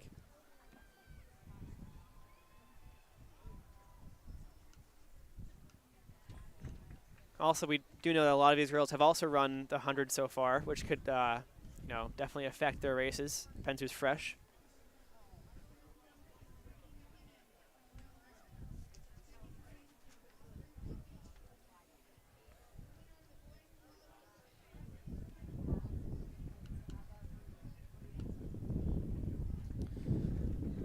See, looks like that. Bowden of Timmerman? Timberlane, maybe? Yeah. Yep. Yeah, Charlotte Bowden, freshman, I Wow. believe. Yeah. Timberlane, yeah. Awesome. She's only a freshman. So Yeah. she comes That's very in exciting. with a 60.48. That's a good one for her. Not bad. Nab of Exeter 61.33, Cardy of Oyster River 61.82, Clifford Winnicott 61.90, Timmerman Portsmouth 62.32, Jenkins of Portsmouth 62.49, Grant Exeter 66.59, and Shavda Charlotte Bowden. Cole Brown Timberlane. 68.38. She's right there. So yeah, I mean, that's a PR in this wind. Well, we don't know if she won yet. You still got a heat left. That's true. It's true. There's but three heats. my money's on I'm you. going to guess. Yeah.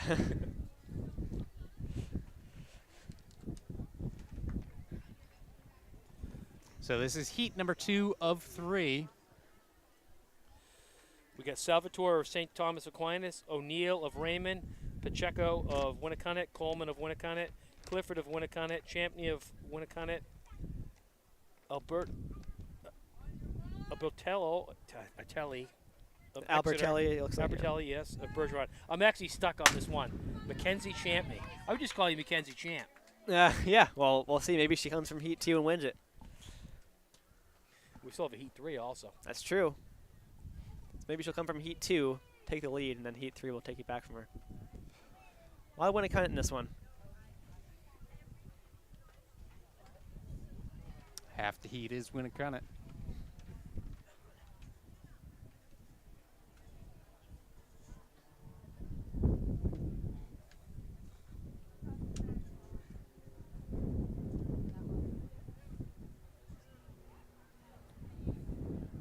Charlotte, come on over here for a second.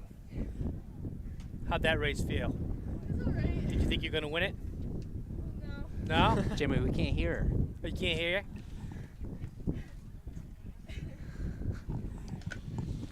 So when you look at the heat sheets, what'd you think? I was thinking like I had a kind of good shot of winning, but my shins have been hurting a lot lately. Yep. So I may be having a stress factor, but like today I really pushed Oh, myself, good. and I feel great. That's a big win for you tonight. I'm glad for you. Very good race. Thank you. Be proud of that one. That's a fast time. So, got one heat to go. See if you can pull it off. All right. Thank you for talking to us. All right. Beat some So- big guns. Yep. So it was 104 for that second heat.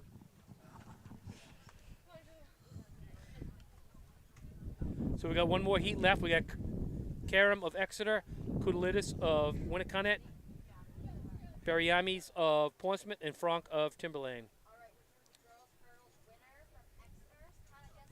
Tell us how you feel about the win today. Well, I mean, I'm not gonna lie, So we got 6 in this heat, it looks like, or maybe less Down to than that. 4. Down to 4. Okay. No, looks like 3. Yeah, only 3 in this heat actually. Tell you what, that's a good time for a freshman. I agree. Yeah, I wasn't running that as a On a freshman. windy day like today, Yeah. not bad at all. So in this heat, lane 3, Paige of Exeter. Lane 4, Caitlin of Winnicunnet. And lane 6 is Julia of Timberlane. Paige is a freshman. The other two are juniors.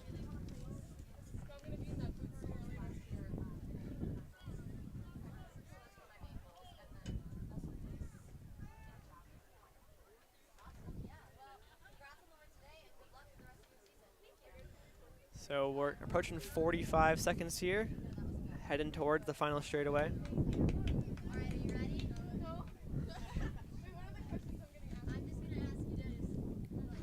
So it looks like Timberlane is in front.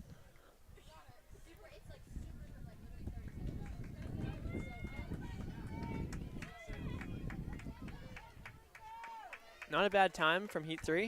107 looks like. Another Timberlane girl. Yeah. I've always wondered, why are they at this meet? It's like Timberlane is not really that close to the Seacoast, is it? So Frank of Timberlane took that in 67.32. Kudalitis of Winnicunnet 108.86, and Karam of Exeter was 109.26. So now we're on to the boys race. Yep. Boys race brought to you by New Hampshire Track and Field, the best of the best when it comes to covering high school track and field.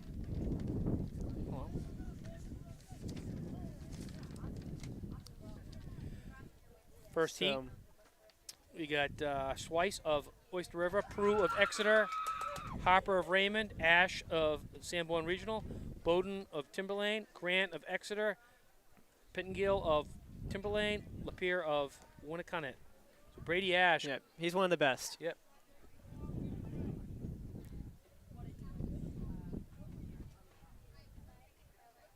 What's the record here? Let's see. That's a great question.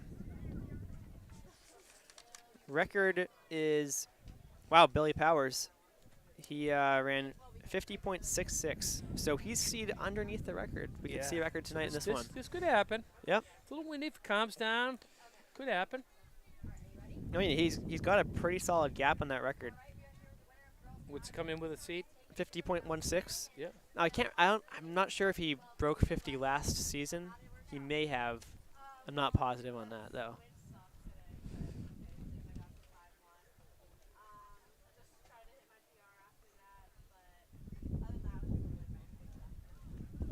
Alright, so do you have any shout outs you want to give? Yeah, my advisors. Alright, well, congratulations on your win. So only a few guys are in blocks.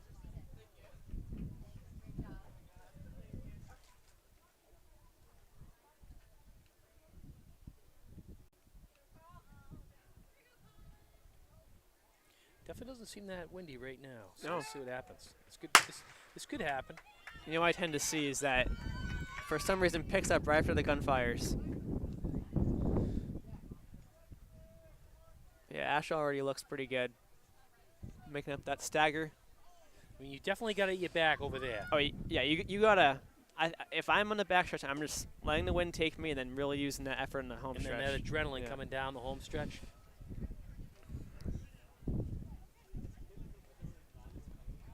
Kid from Raymond, though, is not that far behind, but yeah, it's going to be Ash winning it. So we're at 38 seconds right now. We'll see how close he can get to that meet record if he beats it.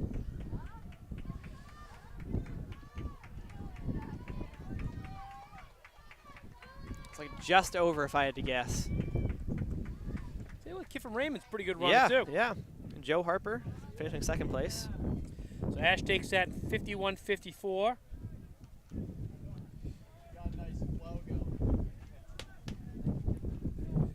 Colin Grant, second place for Exeter, 53-50. I don't buy that. Sorry, we're gonna have to let this settle out. I have some right here if you want to. I thought the Raymond guy was definitely second. So Oh yeah. There we go. Perfect. Okay, Joe Harper was second, 52-87. Grant of Exeter, 53-50. Bowden of Timberlane, 53-84. Prue of Exeter, 53-99. Lapeer of Winnicott at 54-68. Pettingill, 55-86. So that's a decent run right there.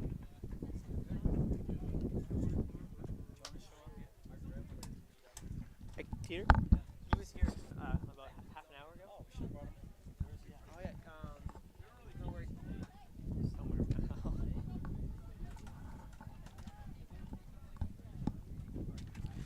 Okay, heat sheet number 2. We got Paquette of Exeter, Huang of Spalding, Savage of Timberlane, Peters of Co-Brown, Proto of Dover, Hart of Portsmouth, Westfall of Winnicott, and Kozak, Portsmouth. Peters comes in 54-84.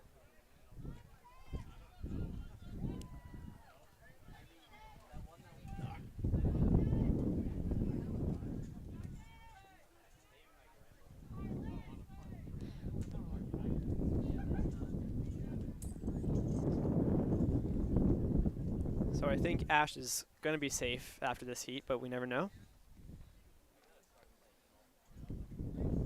Wouldn't that be cool to see a guy drop a 3-second PR in Yeah. the wind? Yeah. Be really good.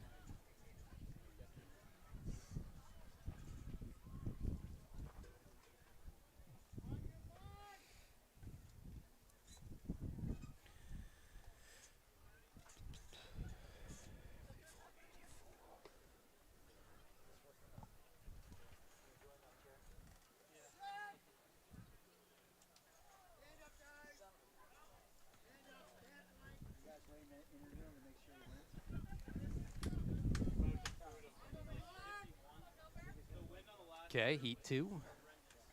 Try this again. Taking their mark, everyone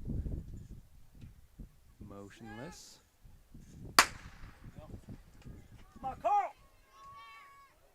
Let's go, Carl. All right, so it's appears to be pretty even so far among those middle laned guys.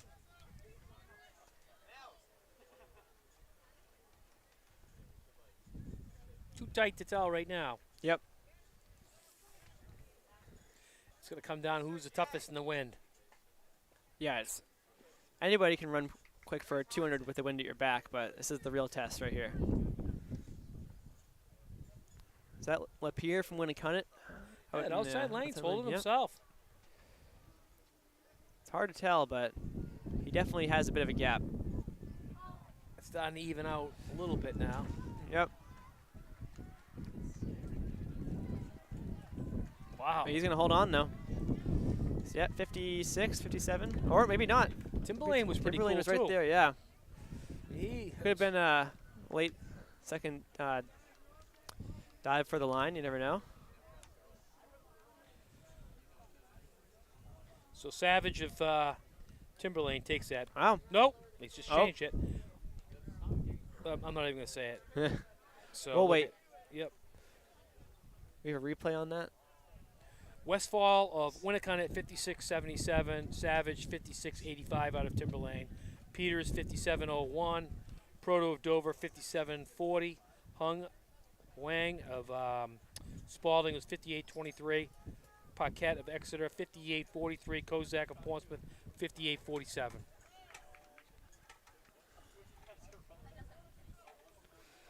So heat 3, is it going to be 4 heats? 4 heats, yes. Okay. Heat 3, we got Allen of Exeter, Rice of Exeter, Johnson of Epping, Fabry of Winnicott, Young of Winnicott, Russell of Timberlane, Libby of Spalding. 57.79 Fabry of Winnicott, top seed in this heat. Now, I can appreciate Exeter utilizing all 8 lanes for this meet.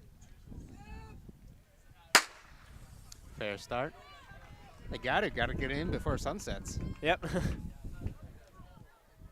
Last year they had the 100 trials and they took so long, and we warmed up, an hour before they were supposed to start. It ended up being an hour and a half before the race started.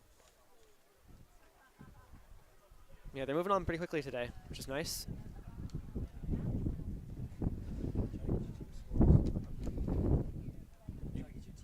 Okay, yeah.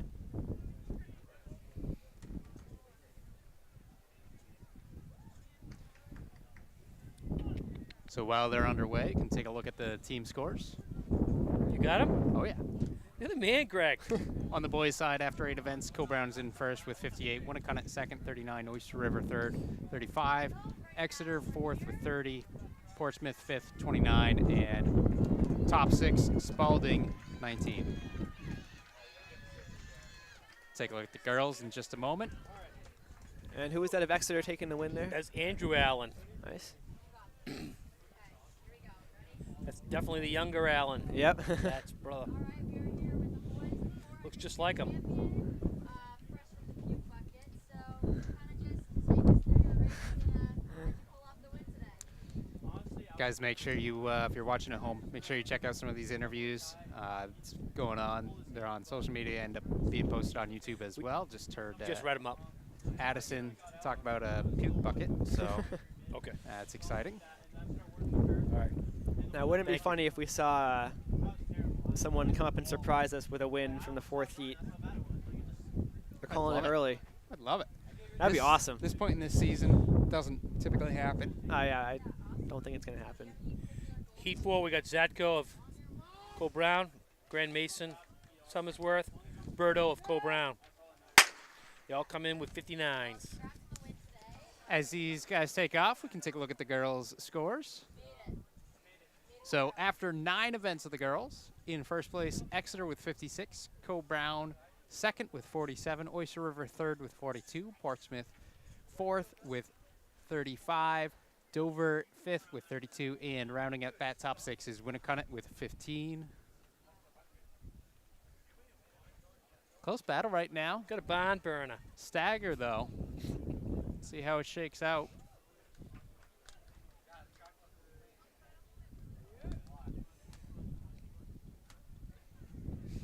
Yeah, this is a really good good heat. I'll come in with 59s. I mean, look how tight they are. Yep.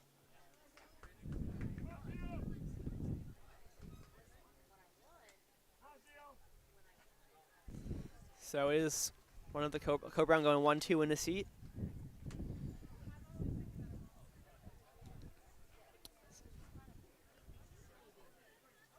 Sadko took that in 59.58. Berto was 60.07. Red Mason 60.86 out of Summersworth. Both those Co-Brown guys are freshmen, so I'm sure we'll see them back in the future. Well, that was heat 4 of the boys 400 meter, which means we get to move on with our day. Coming up next on the track, gonna have to look across the way because it's going to be the girls 300 meter hurdles. There'll be 2 heats of that, and our girls 300 meter hurdles brought to you by Dan Ranlett Performance LLC works with a variety of athletes from other schools in the weight room on strength and conditioning. Former Blue Hawk track and field athlete who still holds the decathlon record at Exeter High School. Also a former UNH track and field athlete and UNH track and field coach. Awesome. Curious what the decathlon record is. Yeah, I feel like you don't get to see many of those. As we have Matt Allen helping out by pushing some blocks across the way. Meet record in the 300 hurdles for girls is by a name I am quite fond of, Ann Sheehy. She ran 45.00. That's pretty good, 45.00. Yeah, not bad at all.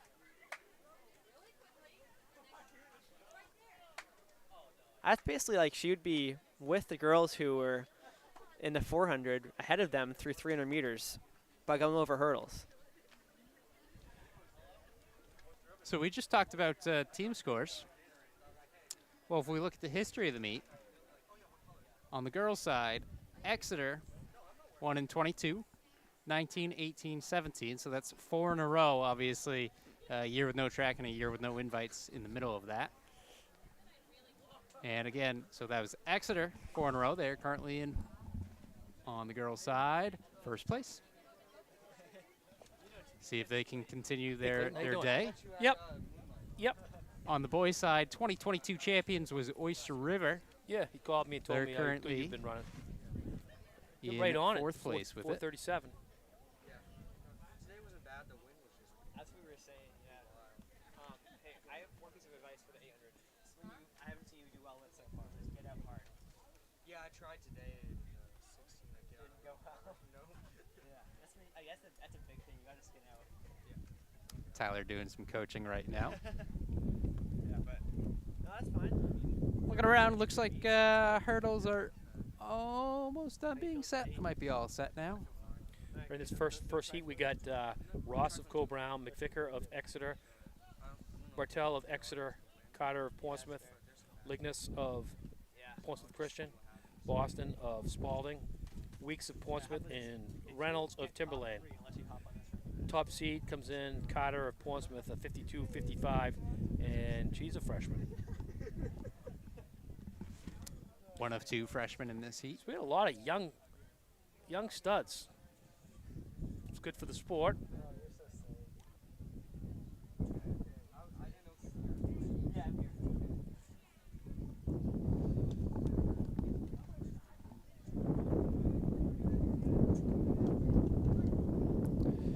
So it looks like all of our hurdles are mostly set up at least. Yeah, I think hurdles are good. Great job by the hurdle crew.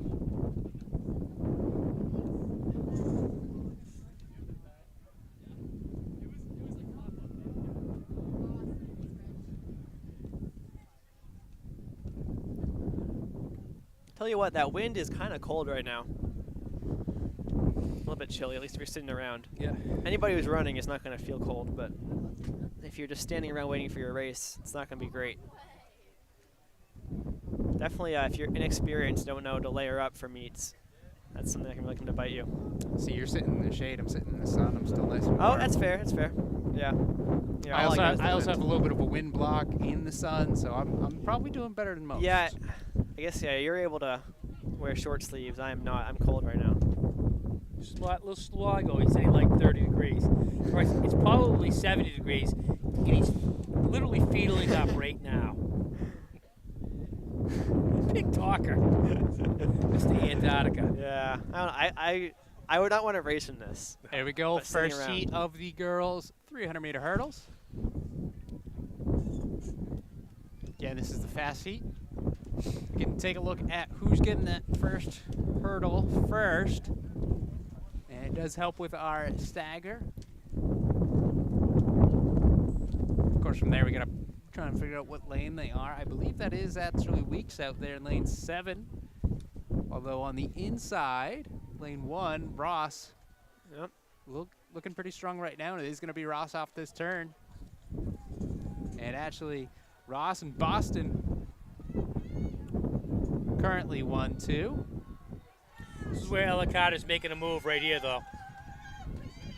Oh, it's last hurdle's a close, good finish. but not There you enough. go. So yeah, that So Lignos Lignos, takes yeah. it. Lignos. Lignos took it. It's a good finish. 52.91 for her. Carter 53.27. Ross 53.51. Sydney 53.75. Caitlin 53.78. Colleen 55.25. So probably gonna have 4 athlete heat coming up. It's like 3 now. At this Okay, point. yeah. So we're going to have LaBelle of Somersworth, Reynolds of Timberlane, and Balabanek of Dover. So that last heat, when I was calling it based on outside, and lane 8 did not start, so I was probably off by one lane the whole time. Yeah. Apologies on that. See, I'm in the sun, so my monitors all have glares on them. Yeah.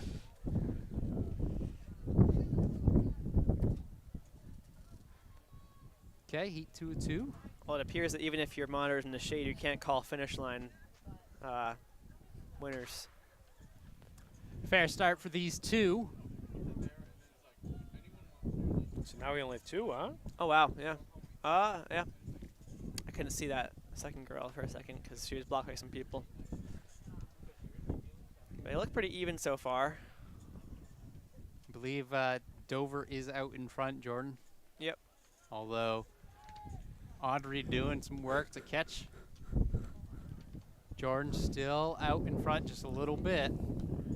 I will say this about Dover's hurdlers. I think they're going to be really good the next few years. I mean, I would always see them out working. You know, we'd be out for long distance runs, and they'd still be working out at the track when we come back. So, a lot of potential there. Jordan continues to lead. Coming down the final straightaway. One more hurdle. Gets over it. Crosses the line. Right around that 55-second mark. We'll get the official. And that's going to be a PR.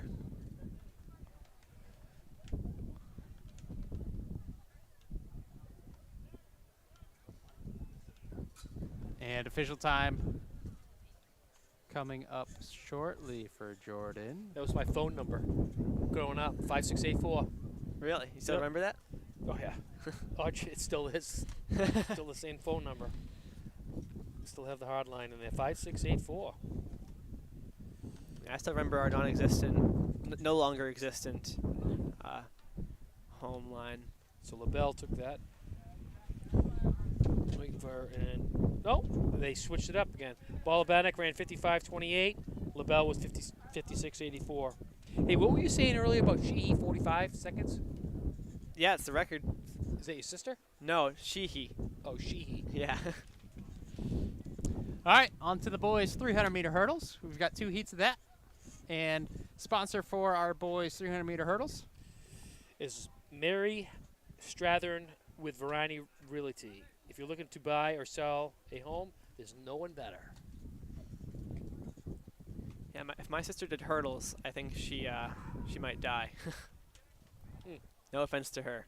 I would die too. The boys' record for 300-meter hurdles, Billy Powers, 39.32. It's a pretty good one. Yeah, that's really good. I think anything under 40 is really legit. If you say Mr. Powers and hurdles, you know Yeah. it's a pretty good time. Yep. So, in this one and only heat, we have all 8 lanes. 2 heats. Oh, there is 2? Okay. All right, so the first heat, we got Casey of Exeter, Kirk of Dover, Duffy of Winnicott, Jameson of Winnicott, Laverne of Portsmouth, Lee of Co-Brown, Giordani of Oyster River, and Bissett of Portsmouth. I mean, of Oyster River. Yeah.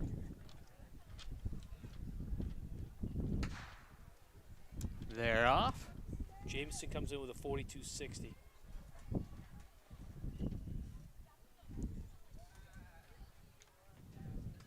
Well, that hurdle fell over, but average still up. So yeah, we had. Who was that in front?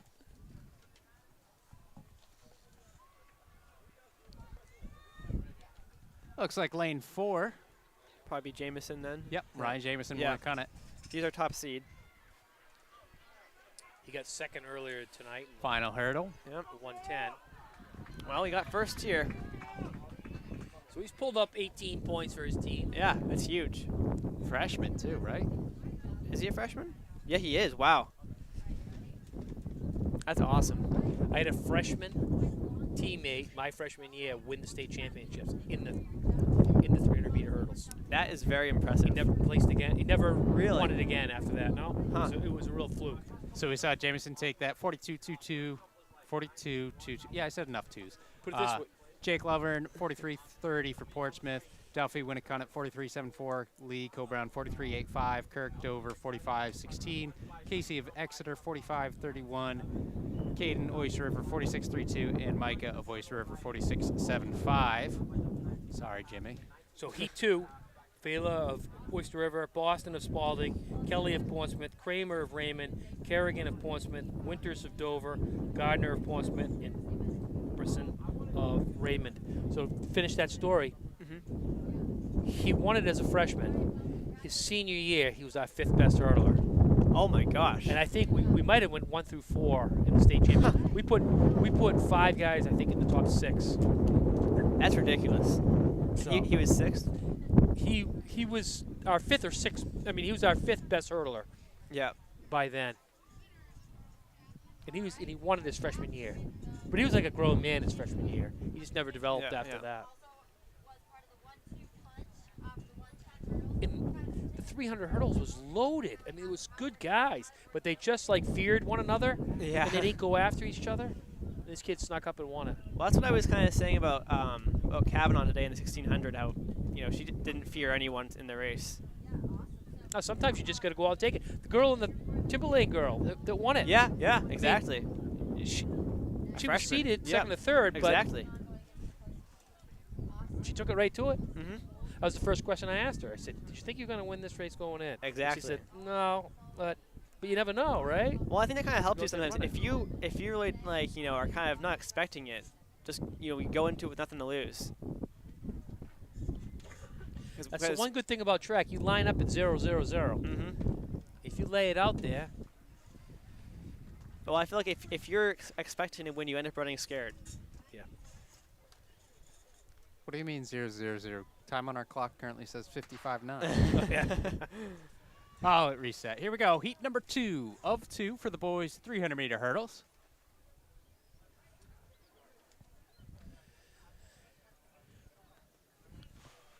It's like Travis got a good start. Is he in the?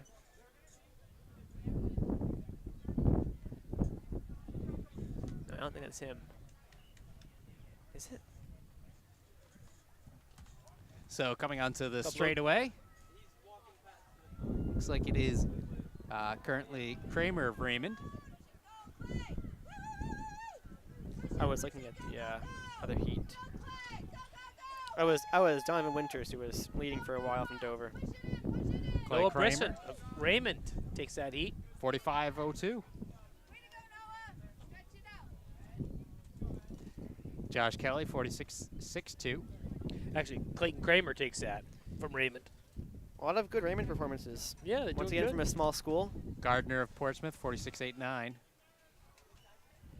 Winters Dover, 47.76. Jacob Oyster River 47.78. Wilder Portsmouth 47.84. Noah of Raymond 49.14. And Brody Boston Spalding 50.2. Wilder's a pretty cool name, huh? Wild. I have a grandson named Wilder. Really? Yes. Huh. That's why it's a cool name. I feel like it's wilder than just wild. I wanted to name the second kid Yeah. Rowdy. You could do wild, then wilder, and then wildest. Yeah. This would be a good race right here. So what do we got? Girls 800. Portsmouth. Brought to you by Jackson Lumber out of Raymond, New Hampshire, Woburn, Massachusetts, Lawrence, Mass, Amesbury, Mass. So our top seed needs no introduction. Brianna Malone, 2:13 seed time. Anique Poulin from Dover. She won the 600 meters indoors and won Merrimack, so she's pretty well, momentum for sure. Kavanaugh, of course, won the 1600. You've got Gregory of Exeter and then Kudulatis of Winnicott, Karen of Exeter, Orleans of Exeter, and then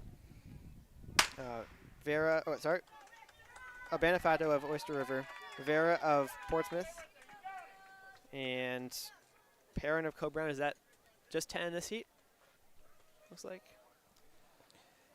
So Jimmy, I don't know if you've been paying attention to the last couple of meets we've done, Clipper and Merrimack, but Yeah. your replacement is in this this heat. Who's that? Brianna Malone was on the mic with us. She's a good one, huh? Yeah, she was our hurdle expert. Yeah, I like Brianna. She's well spoken. Has she figured out where she's going next year? She's going to High Point, right? Oh, she is? I believe so. Yeah, that's good. I saw her at High Point quite a few times this year, traveling out in the Midwest to wherever I go now. So here's one thing I will say. Anique Poulin has probably the best kick I have ever seen from a mid-distance runner. Yeah? Better than you? Oh yeah, I ran a mile and she kicked faster than I did. I was looking at the video. Well, she's sitting right perfectly yeah, right that's, now. That's where you got to be. I think she's gonna win this race. if She's she can right hang there, on. she's right in the kitchen right now. And they went out 66, was it? 67. Yes, that's perfect. I mean, if anything, she's gonna run a good PR.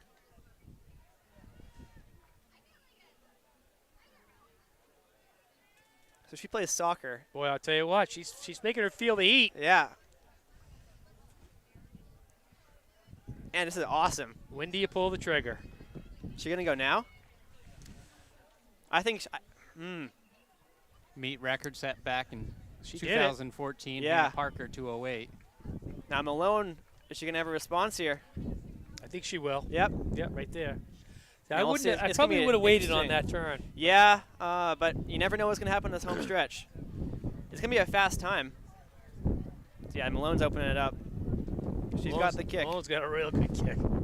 11, 12, 13. See, on a windy day, not a bad time. No. Right around Anique, big 215. PR, I 218. tell you what, she definitely. Yeah, She you had to definitely go let, for it, let so. Malone know she was there. Exactly. And that probably pushed Malone to a better time. So Brianna Malone takes it 2:15.29. Poulin Dover 2:18.06. I wonder when. Kavanaugh Oyster River 2:19.92. Kudulaitis Winnicott 2:27.2. Gregory Exeter 2:32.01. Vera Portsmouth 2:32.24. Orleans Exeter 2:36.17. Perrin Coe-Brown 2:37.80, and Karen of Exeter 2:39.86. 218's still pretty good. I'm glad Yeah. she tested the Oh, waters yeah. though. You know, that's what you got to do. Exactly. I wonder what the last time it was that Malone didn't have the lead heading to the final 100.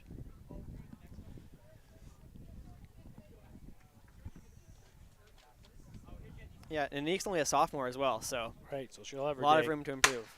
So in this heat, we got Mallory Taylor, Coe-Brown, Burris of St. Thomas, Hudson of Portsmouth, Haley of Portsmouth, Percillo of Spalding, Taylor of Coe-Brown, Cosgrove, Portsmouth, Merrill of Winnicott, Muldoon of Winnicott. So I'll tell you, back in middle school, Kate Burris and Mallory Taylor Oh yeah. were Yep. tops in the state. I Mhm. mean, they were both right there.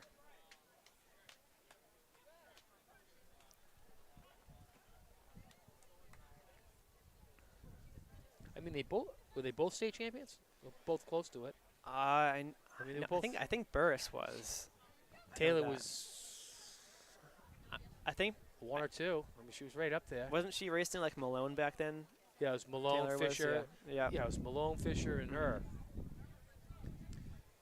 But they were all, I mean, probably all top 3. Yep.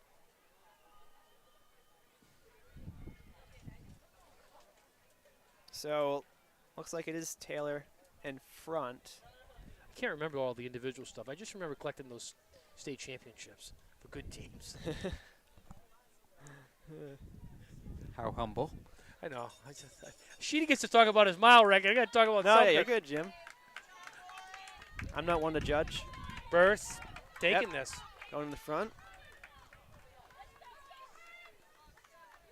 Yeah, Burris went across with a 79, Taylor 79, Muldoon 80, Haley 81, Percillo 81 as well, Taylor 85, Merrill 85, and Taylor's trying to mount a comeback, though, Yeah, it's right going to be here. a good race. Cosgrove 86. But you almost got to close that gap before you get to that. You got to get to that corner. Because once you get to Yeah, here, if you lose her, it's tough. you don't have sight anymore. I think Burke's going to hold on.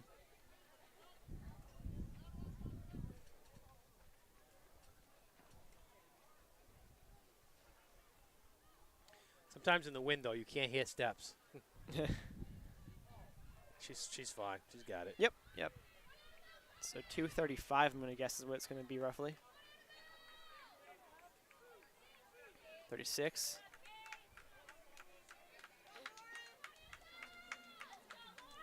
So Burris officially takes that 236.17. Taylor right behind with a 238.75. Haley gets third for Portsmouth, 244.16. Percillo Spalding, 244.88. Muldoon Winnicott at 246.03. Taylor, 247.67. Cosgrove, 252.57. And Merrill, 259.13. All right, here's the big one.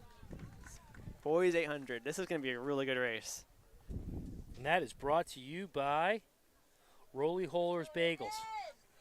Bagels and baked goods in Exeter, New Hampshire. I got to try that I one. think they sponsored this one last year as well. They did? Yep.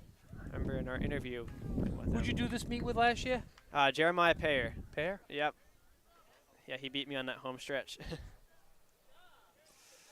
This is my PR though in the 8. Really? 201. Wow. Who are you picking to win this one? I'm going to go Jake Haley. I'm going to go with Lano. Good pick. I'll go with none the of- field. You guys get the top 2. I'll just go everyone else. All right, yeah, Yeah. that sounds great. Although none of us are picking the All-American. Of course, not his event. He's in the field. I got him. Yep. I think Aiden can definitely Aiden win gets this. out. He's in a Oh. good spot. Oh, he's Lot of in some elbows, trouble. though, yeah. That's tough. I told Clayton to get out, and he did not get out. So I mean, Aiden was getting jostled side to side. He does Yep. end up settling in third. No, that's fine. It's a fine spot to be. Who's that out in front? That's Haley. That's Haley. My pick. You got Mikulski of Exeter, who's right in that pack as well. He won Merrimack, basically wire to wire. A little bit of a pass on the corner. Yep. Is that Mikulski trying to make that Yep. pass? Yep. If Lano plays it smart, he should win this race. Yeah, I think Lano's probably. I don't know, you would say he's the favorite. I wonder how Mikulski's going to do being in a pack instead of being in the lead. But Haley's right there. Jamie's making the move now. Aiden looks pretty comfortable. I think he made that move a little too early. I wouldn't have made it right there. Yeah, we'll see. I wonder how Haley's going to react after leading that first lap. Also, didn't talk about Avery Crowley yet. He's No, in he's fifth strong. right now. He's yeah. usually strong in the finish, but we'll see if he can lumber his way up there. But Lano's Jamie's got a lead though. Aiden's going after him now. Lano is stretching it out. Yeah, but I think Aiden's gonna. I think Aiden might lose him. That'd be pretty It's gonna fun be to see tough. Aiden win It's gonna this. be close. There's that gap we were talking about on that home stretch in the last corner. Jamie better be looking past that finish and coming hard. Look at Aiden go.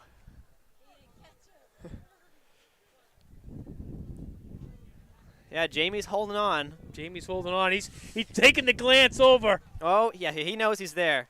Aiden's still coming, but I You think better Jamie's close that inside door. Oh, it's going to be close. Oh, Jamie's got it. Wow. Good race. That was a great race. Yeah. And great sportsmanship by Jamie. 157.60. No, that's not it. Let's see. 157.72 by Lano. Cox 157.87. Haley 2 flat .41. Avery Crowell 2 flat 96. Mikowski 201.09. Millark 203.32. Robinson 205.62. Johnson of Dover 208.84. Bedoreka 209.55. Lance 210.02. Nolan Peters 212.60. Pinch and Inch 213.30. Beatty 215.63. Fabiano 218.06. Farnell 218.78. Good job, Mello, getting that, what was it, 9th place? I think it was.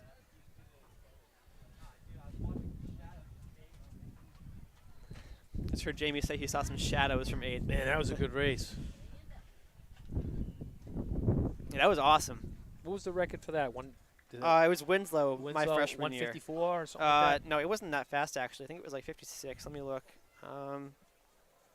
156.64. Jake Winslow, 2019. I remember watching that race. He went out in Oh, I like, remember he was trying to go for the Yeah, school record. he went out in like 54 or something yeah, and just I remember died. that. He was trying to break the school record. That's why I remember. So next year, Jamie can go after that. Yeah, I mean, 157 in the win like that. That's pretty good. Yep. Now we got the girls 200, brought to you by Vista Retail Solutions, an award-winning, vertically integrated designer and manufacturer of retail fixtures. Before heats, the girls 200 meter. And record in this one. 25.44. Twombly of Oyster River, set Yep. back in 2014. So in this heat, we got Milks of Portsmouth, Sicard of Coe-Brown, Woodard of Dover, Cardy of Oyster River, Jenkins of Portsmouth, Chavdar of Coe-Brown, McBride of Exeter, and Thompson of Exeter. Sicardi and Jenkins, another battle coming up. It's like Miss Dover, right? Or Oh, yeah, looks like they actually scratched. Look at that. yeah, a lot of girls scratch. Some of those girls would have been tripling. Yep. That's awesome. So Woodard of Dover. Is that right? Yep, that was her. 27.50. McBride, Exeter, 28 even.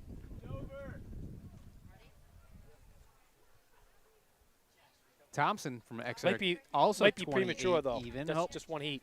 Thompson 28 even. McBride 28.27. Switching it up on me. So second heat, we got Campbell of Dover, Pressure of Coe-Brown, the Concu of Dover, Hutt of Portsmouth Christian, Bronson of St.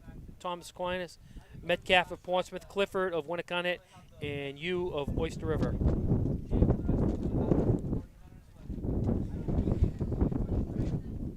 Time to beat right now, 27.50. This is a tough race coming in the wind around that corner and then coming on the home straightaway.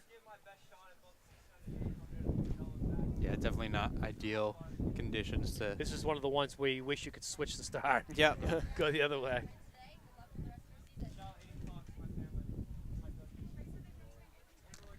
We are looking at heat 2 of the girls 200 meter.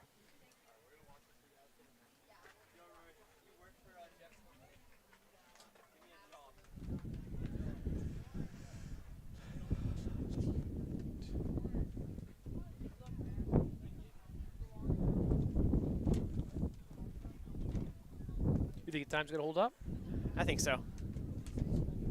I mean, she was a 3 seed for a reason, so. They are off. There's some 27s in this heat, though, and she ran 27. Yeah, but so. you're not. And she was seed 25. Everyone's running slower in their seed times.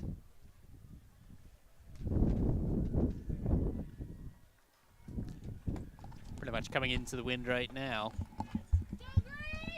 Get a great race here. It's tight. Coming to the finish line. I think that's Portsmouth. Gonna pull it off at the line. Looking good. So who do we got there? Let's see. Sienna Metcalf, 28:42. All right. Let him sound out that next name, though. Yeah, she's going to win it.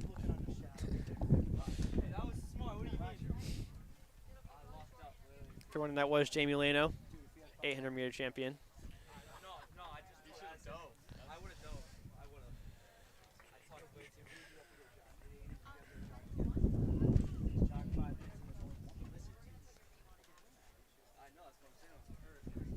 So Metcalf took that 28:42. Nkunku 28:54. Hutt, Portsmouth Christian 28:84. Clifford 28:89. Bronson 29:36. Pressure 29:52. U 29:56. Campbell. This next.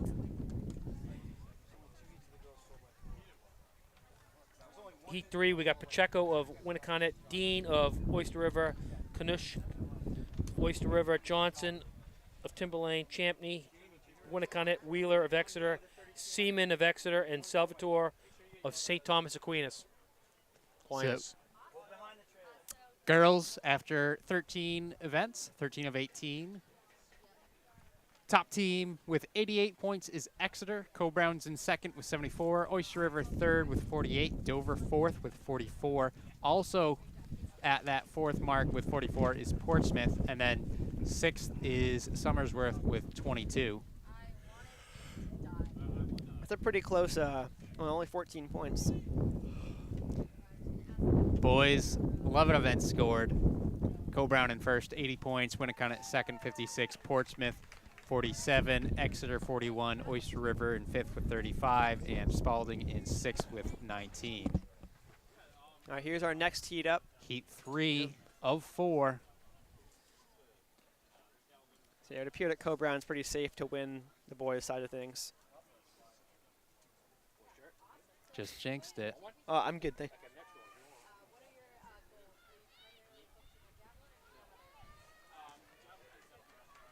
Looks like this is pretty close. Not bad. We Yeah, do looks like see Exeter. Yeah, I think that was Taylor of Exeter taking it. Right on the outside there. And indeed it was. Taylor Seaman, Exeter, 28.54.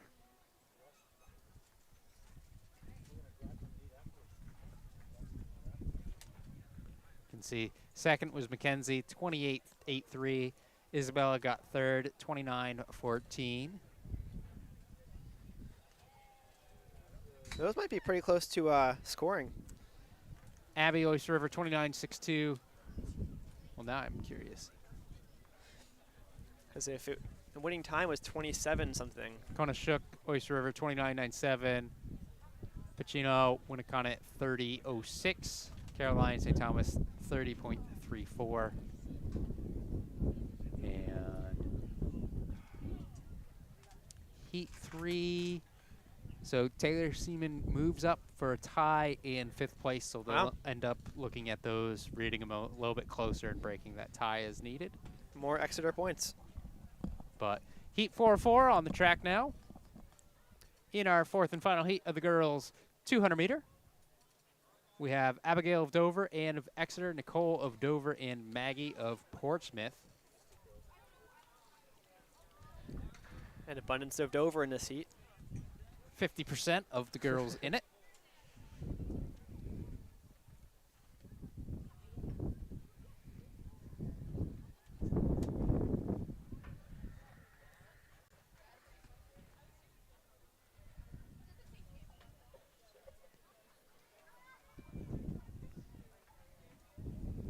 Cole of Dover out in front.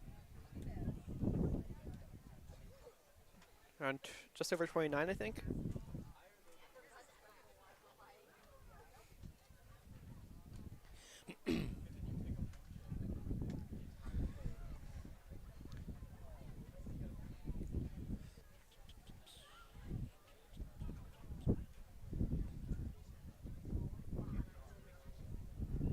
So Callahan takes that 29.91. She's out of Portsmouth. Callahan, are you sure? It was- I think that's yeah. going to scroll out. It's going to Yep. change out. Kinchilla Yep. took that 29.52. Callahan second 29.91. Tracy 30.01. George 30.41 out of Exeter. So now for the boys. The boys is brought to you by Auto Fair Nissan. Makes it happen. Stratham, New Hampshire. Now I'm hoping that Doro's okay, but I don't think that he's going to be in this race. There's either no way. way that they would do that. Yeah. So anyways, we got McKean, Sanborn Regional, Willette, Oyster River, Kelm of Portsmouth Christian. Doro's in here on the list, but Oyster River, Ash, Sanborn, Corriveau, Cole-Brown, McLaughlin, Portsmouth, Longinus of Dover. If he's in there, we'll go down to Nissan. Buy you a brand new car. I can't imagine they'd do that. They really want to win. Make up at 20. What was it? 26 points back to Cole-Brown. Were they even second? Oh, Winnicott in second. However many points. Winnicott is in second. Where's Oyster River? On the boys' side, Oyster River is in fifth. Fifth. So yeah, I don't think it's going to So happen. they definitely lost out on 10 points.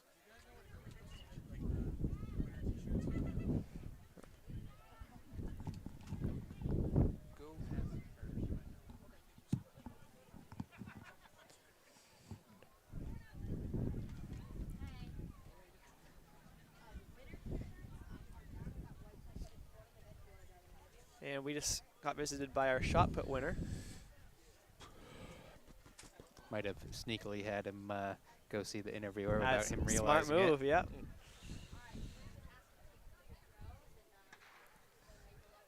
All right, here's our 200.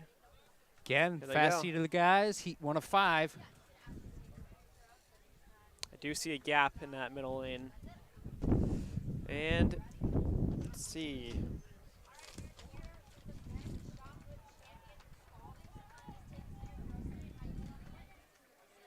Looks like Kelm. Maybe not. I don't Ooh, know. that I was don't know. close. It was. Yeah, it was very close. It could be anyone. I don't know. I think Maybe Ash. No, it could have been. I don't know. why don't we just wait? That's a better idea. Because my prediction won't. I'm not even help going us to at say all. 20. I'm not even going to say Ash yet because I'm going to Yep. wait till it scrolls all the way through. Yeah, because we haven't even seen Kelm come up yet.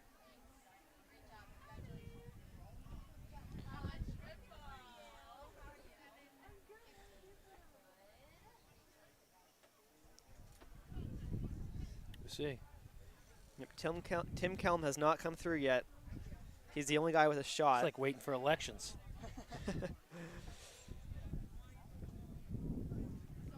Ash barely got Olet. Oh, come on. Let's see it. Where is it?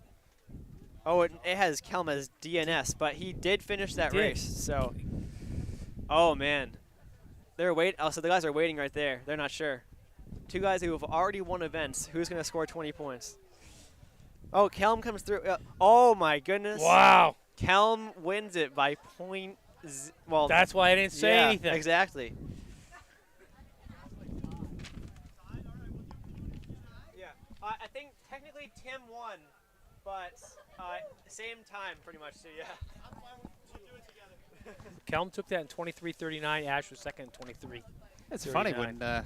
when we're the ones who tell them how the race went. Exactly. You know? Yeah, we feel so official.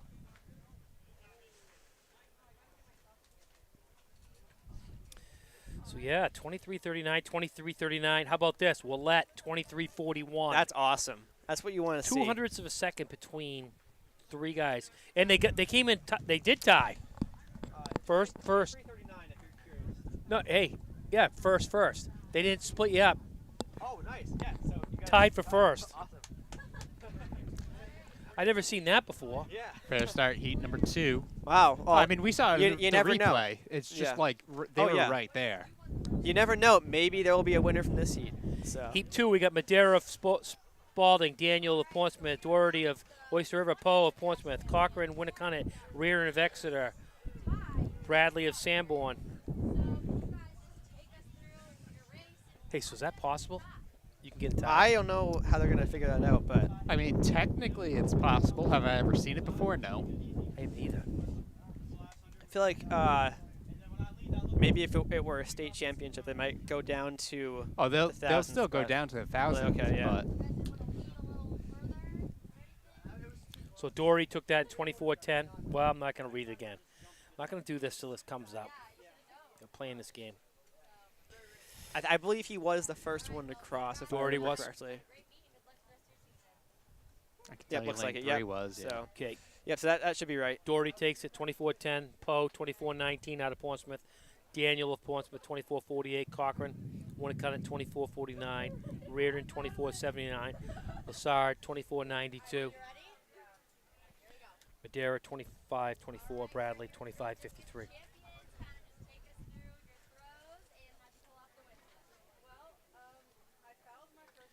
We got Heat 3. We got Scammon, Spalding, Batstone, Exeter, Moran of Epping, Becker of Exeter, Benjamin of Spalding, Newick of Co-Brown, Thompson of Epping, Bliss of Portsmouth.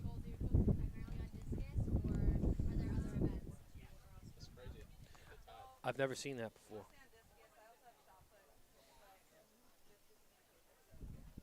The results are. Let me look at that. 1-1. I mean, you can't have a more even day than each winning an event and tying. Crazy, huh? So the times right now are still currently unofficial. Unofficial, right? So Yeah. that could change. It can change. So it's like maybe Spalding in this heat is in front. Oh, it was pretty. It might have been a tie in this heat as well. That was pretty close.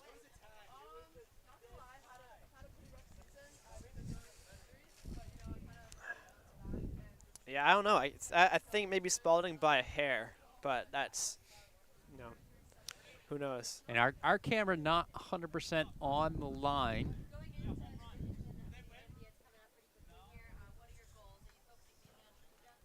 I don't know. Might give that to lane 7. Yeah, maybe once they got over the line, I think maybe slightly before the line, it was Spalding in Yeah, front. but- I would say Patrick Thompson of Epping probably by 100th of a second or so. Yeah, that's what I That's had right, by my eye. Yeah. I Yeah, have so been I that- have been horrible today with this. 25-01, Patrick Thompson, Matt Scammon, Spalding, 25-02. So we had that right. Batchstone, Exeter, 25-19. Becker, 25-34 of Exeter. Newick of Co-Brown, 25-67. Moran of Epping, 25-96. And would this be the last heat of the 200s? We have 5 heats, Okay. and this is going to be heat number 4. Oh, that's a lot of guys in Okay, so 200. anybody can run a 200. 42 guys. Surprised they have 5 heats. Heat 4, we got Lynch of Spalding, Geldhart of Spalding, Walker of Spalding, Mace of Winnicott, Rugg of Exeter, Grugnail of Winnicott, Wellink of Raymond, and Grondal of Oyster River.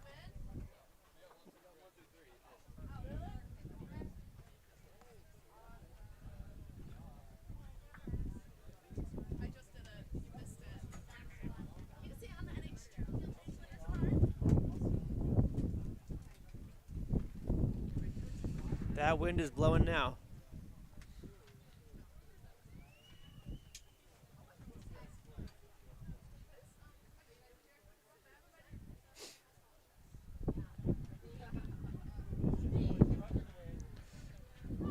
Alright, so is that Winnicott out front right now? Well, now a pass by Spalding. And another, oh, I think Spalding with the lean, Yeah, I do too. but also whatever I say is probably incorrect. No, I might have to agree with you on that one. Finally. Tempted not to, but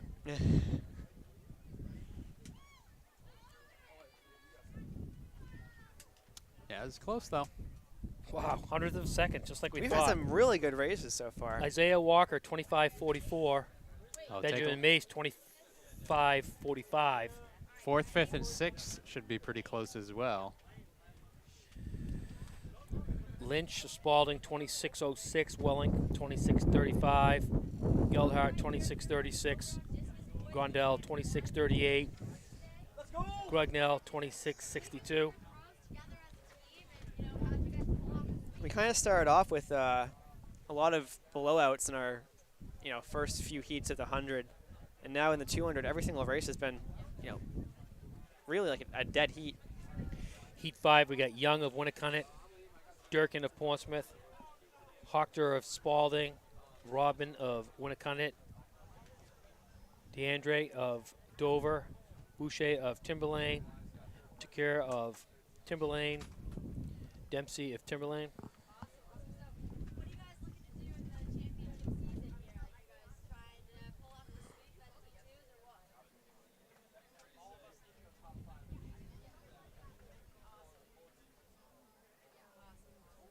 All right, well, big congrats today, you guys, and good luck with the rest of your season. Give me your signature dance.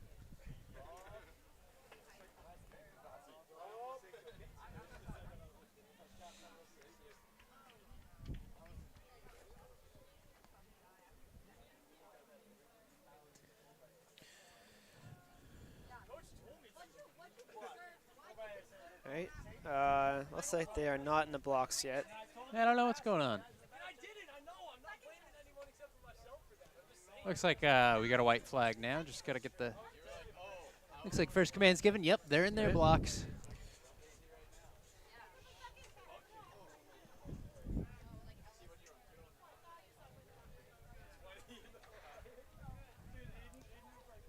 Fair start.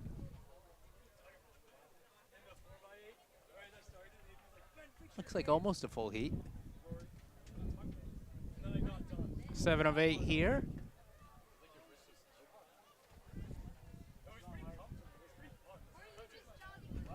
It's like maybe lane. Oh no, Timberlane. It looks like.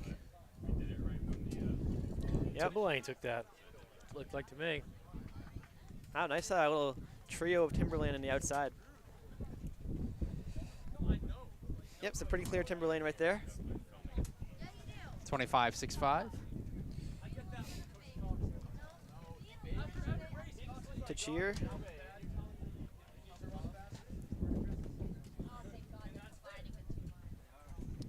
All right, so it's combined 2 mile coming up. All right, so Chair looks like he took that 25.65. Young, 25.95. Robin, 26.22. Boucher, 26.32. Chase Dempsey, 26.43 out of Timberlane. Hochter of Spalding, 26.66. Durkin, 26.87.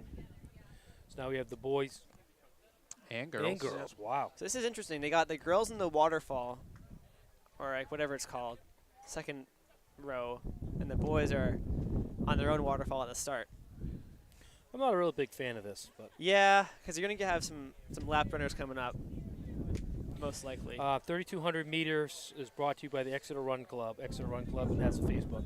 I just think because I like the glory to go to each race. I agree. Is that both of them, or you also got? Oh, never mind. He do it right? Hmm? Did he do it right? He did. I thought there's only one sponsor, so I didn't know that. Yep. They knew it was gonna be one race.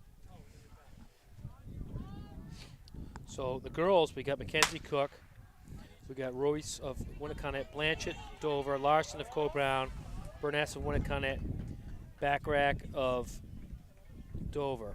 On the boys' side, we got Mann of Exeter, Nomala of Coe-Brown, Beebe of Winnicott, Kerouac, Coe-Brown, Fiorenza of Dover, McLean of Coe-Brown, Petrie of Sanborn Regional, and Ronner Bland of Winnicott. So Cook is tucked right in that lead pack. I want to give a shout out to my good friend Ethan Fiorenza, who's running in this race right now. Let's go, Ethan. So what I really like to see if Jackie Gahn was around, you stuff her How in would this heat that? right yeah, now. that would be a real, really good opportunity for her. Then I would definitely be a fan of supporter of this this, right yeah. now. Yes. Other than that, Mhm. not really a supporter of it. This could be a very good thing for Cook, though, is having people to chase. Yeah. Oh yeah. I mean, she's going to stick right in the back of that pack. Very well could be very good for her. Yeah. I mean, she's obviously got a. I mean, if pretty I big was her, gap. I definitely would take it. Yeah. It's probably a bit tough at the start, kind of trying to settle in, because you got that pack of boys you have to settle into, but yeah, we'll see what happens. I will guarantee. Well, I don't know if I can't say that. What are you going to guarantee? I would think one of those boys would come back to her, Yeah. but I can't really guarantee that. She did run a good mile, so I don't know how much she's got left in the tank. No, that was Kavanaugh who ran the mile. Cook's That in was this. Oh, okay, I got it wrong then. Yeah. Cook is fresh for this one. So Kavanaugh ran the mile and the half mile? Yep. Gotcha.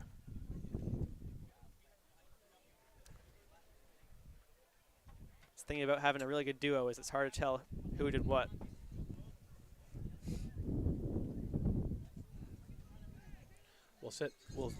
So then she'll definitely have a chance at picking off a couple of these guys. Yep. Yep. Then Spencer Mann leading the boys pack for the Coe-Brown duo.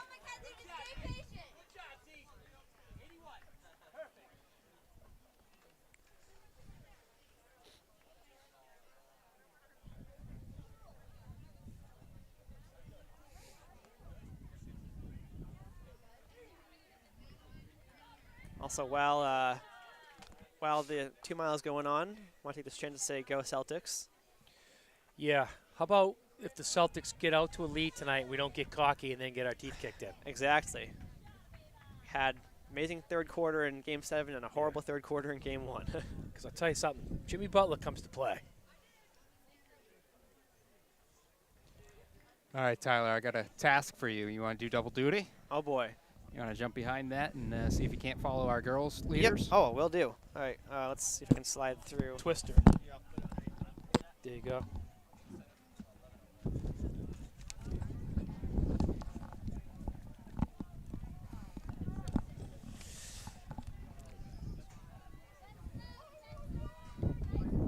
Get a little bit of a obstructed view for Tyler, but should be able to help a bit. I'll give him creative freedom, though. I won't tell him what to grab. Can tell he's focused. He's not going to talk anymore. Yeah. Oh, right. He can hear us. He's just. He's already thinking about tonight's Celtics game. Oh my goodness! Look at that stance from him.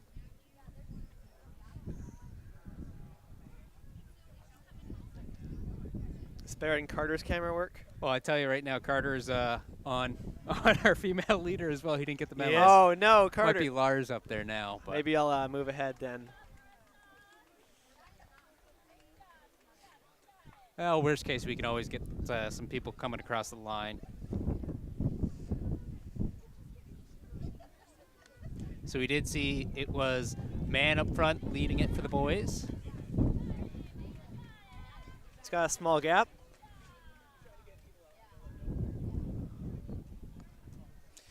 So do you got one on the guys, one on the girls? Well, Are we good now? that's a theory. Yeah. Yep. Now you get two on the guys, I think, at Oh, this point. Nothing beats the Carter Sylvester show, though, here a few years ago. Oh, man, I remember that. That was probably one of the best telecasts of all time. And that's where I predicted that night that Carter Sylvester would be something someday. neither one of those guys came in first. The guy that just played his cards to the end beat him. Yep, beat 'em both. that was Terracina, I think, who won that race. Yeah, Noah Terracina from Winnicott.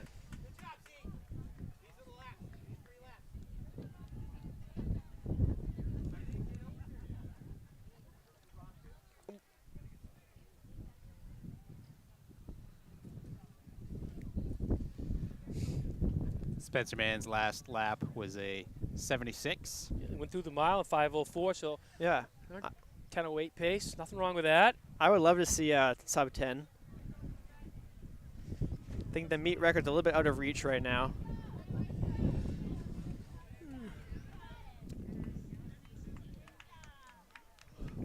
It's Godin, right? Who's got the meet record? Yep. 9:48. Yep. Yeah. So, He's a Dover guy, right? yep, he was. We actually have a surprising amount of representation in the meet records.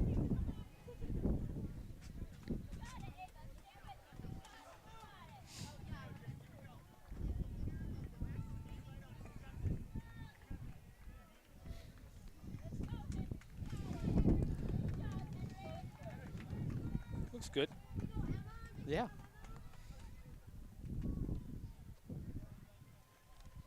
Can see our primary camera right now on the girls' leader.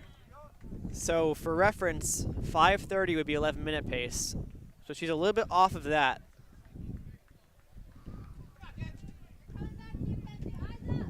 She's got a couple guys in her sight though. I think she can make contact. Yeah, even if you're not right there, you still have that motivation of they're ahead of you, you can catch them.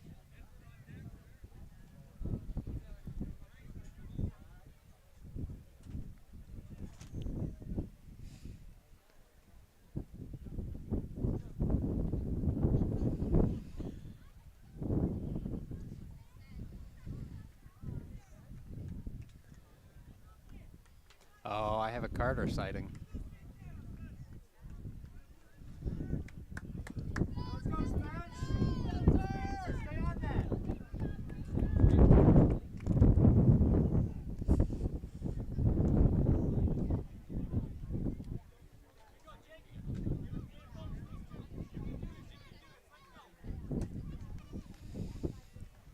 Sent him on a mission.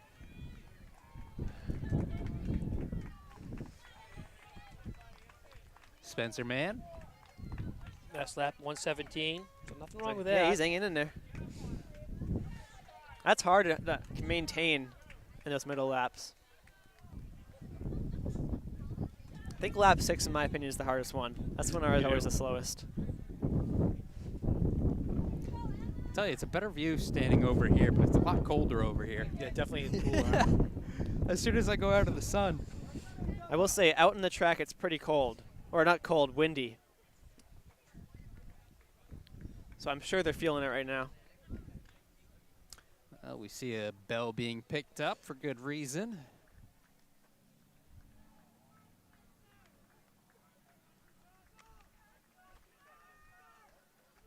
It's going to come across right at that 8:57 mark with 1 to go.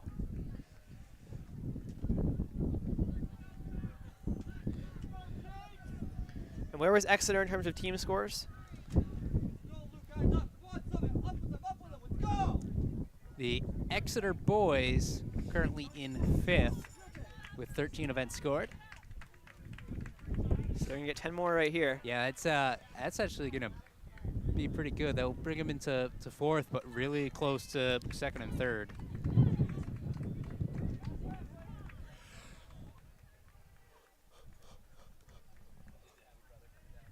And then Cook approaches the bell right now on the home stretch.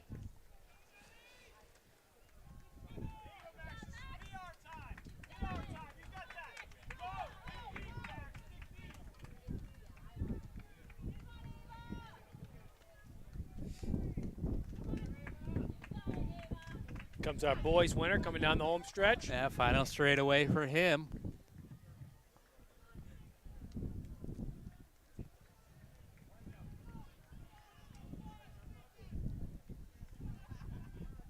It's a good finish, 10-14 roughly. Spencer Mann, 10:14.35. 10 big points for Exeter. Second place, Kerouac, 10:21:49. Third place, Namala, 10:28.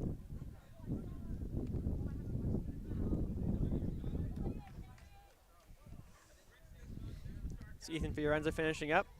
Petrie of Sanborn, 10:38:09.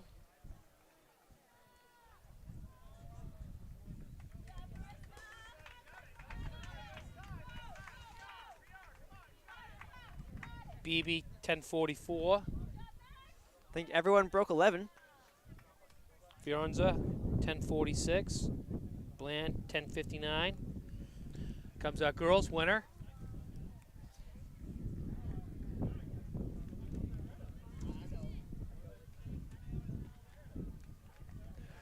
Nice job, Tyler. Thank you. Kenzie Cook, 11:06:65. That's actually really good. Yeah. That's a great time. She closed pretty hard.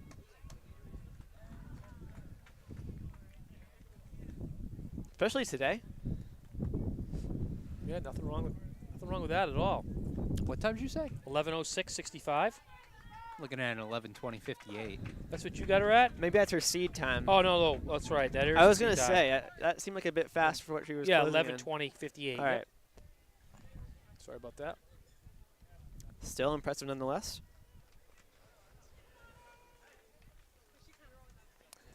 So we'll see if we can't back the camera off the track. Get our last few finishers in, and then final event of the day coming up pretty soon.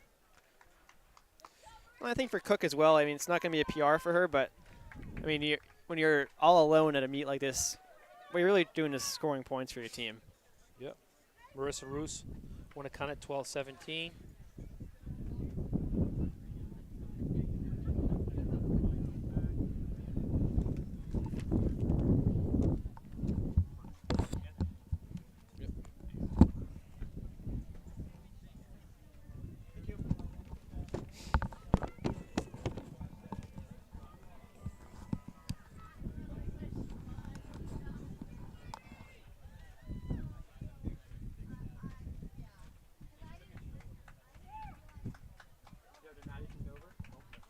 Yep, back rack, 12:54. Good job, Maddie.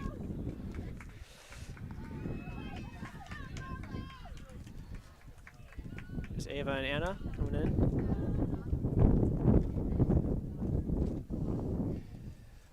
Burness, 13:15. Blanchett, 13:17.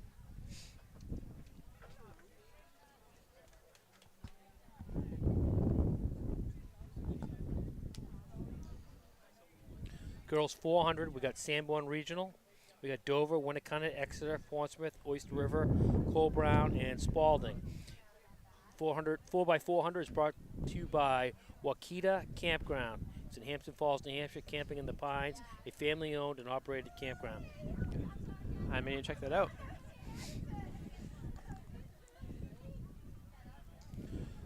Exeter comes in with a 409, Portsmouth with a 410. It's pretty good. 102 average or so.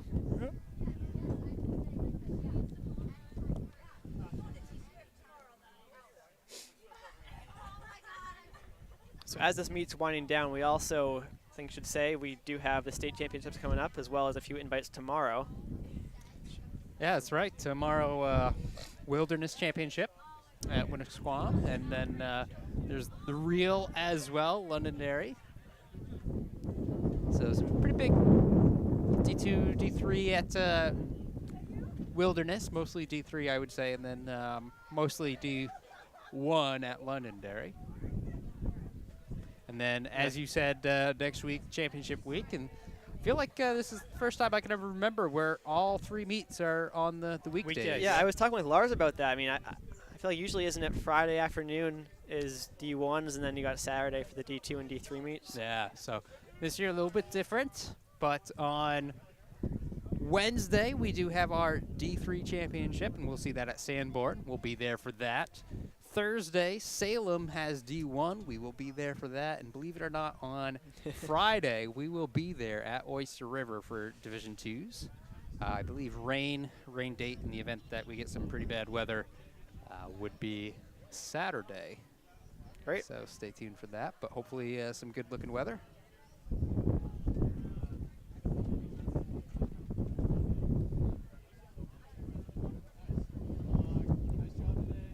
Also be some championship action on our sister site from Massachusetts Bay State Running. They'll have some, I believe, Division I action going on as well on Thursday, Friday, Saturday, Sunday.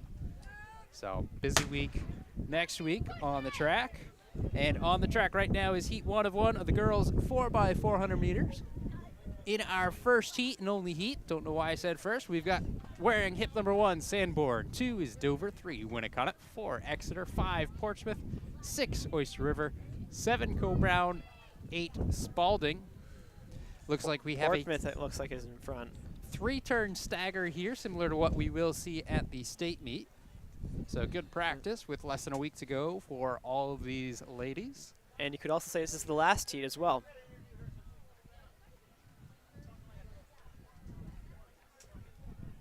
It's a good first leg for Portsmouth.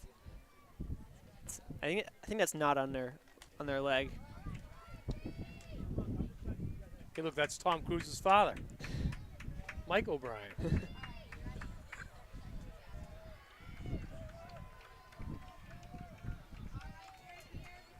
Pretty close right now. Exeter over Portsmouth, though. Winnicott in third for now. We'll see how they fare after this turn. Again, this is the last turn of that stagger. Once they get to the straightaway, there's a line of cones going across the track. From there, they can cut in. Exeter on the inside, shoulder to shoulder with Portsmouth, though. Portsmouth going out in front. They make it out in front, and they're going to go ahead, cut right on in. Portsmouth will take this in first currently. Second leg of the 4x4. This is a nice tailwind right now. Just blew up for a second. Yeah, she utilized that with the pass, we could say. And it's picking up again as they head to the home stretch, unfortunately. Yeah, still Portsmouth and Exeter 1-2, Winnicott in third. I believe Dover is in fourth, if I look far enough. And it would appear that way from where they're lining up.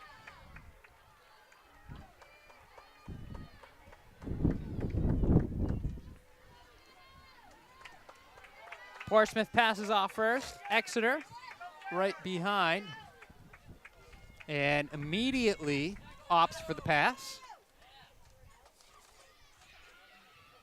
These two teams are actually very closely seated together, with Exeter being barely ahead. Basically as much as they're ahead right now. Winnicott's trying to get back in this hunt, though. Yeah. They're seated a few seconds behind, but we have a nice race today.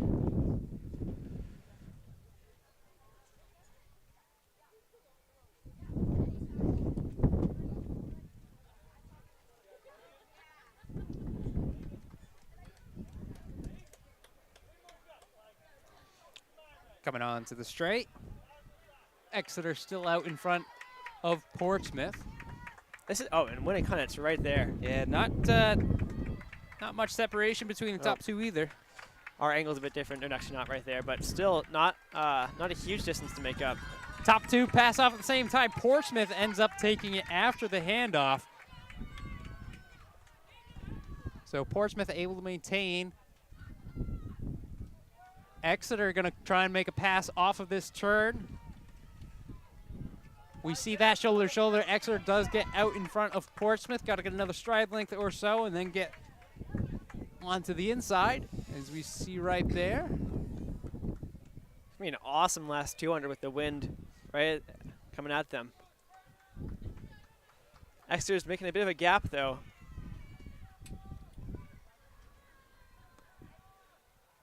Can Portsmouth close? Again, final leg, final 100 meters of this girls 4x4. It looks like she's holding, might be closing a little bit. No, Exeter is definitely opening up. Exeter is going to take it. Right around that 4:12 mark for Exeter, 4:13 or so for Portsmouth. Winnicott not far back. Yeah, they did end up taking that third. You know, They they beat their seat maintained time. pretty well. He did. Yep. Dover will come across the line next, followed by Sanborn and Co-Brown. So Exeter took that in 4:12.14, Portsmouth 4:13, Winnacunnet 4:15, Dover 4:27, Sanborn 4:31, Co-Brown 4:34, Spalding 4:40. All right, final event. 4x400 Relay Boys, brought to you by Core Orthopedics and Sports Medicine.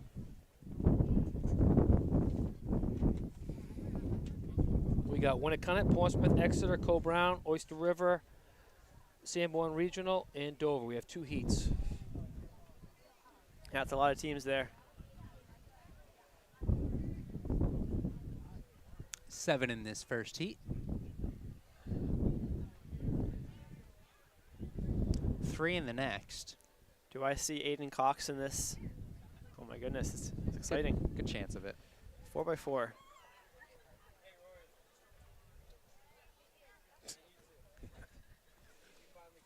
Yeah. Jamie not focused on his race at all. Top seed by less than a second. It's getting a bit cocky. Yep. What, Oyster River don't have Ty Dora, though. Yeah. That's going to make a big difference there. oh, and this is Co-Brown's top time of the season. In previous weeks, we've seen different times entered because of different teams. I think that Oyster River is going to win this. So is that Corvo, the second leg? Who's that Yep, one? that would be.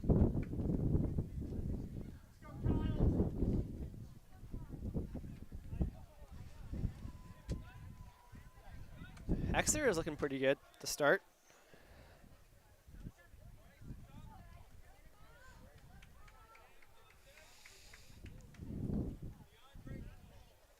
I assume Gavin's going to be the anchor for Co-Brown. Yeah. So, yeah, it might be Co-Brown.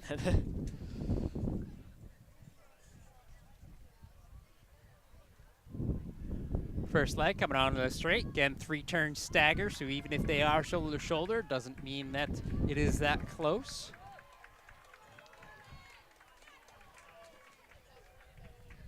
Co-Brown Yep, 1, Co-Brown. Exeter 2, Oyster River 3. That's all I'm willing to say at this point. Again, off of this turn, once they get to those cones, they'll be able to cut in.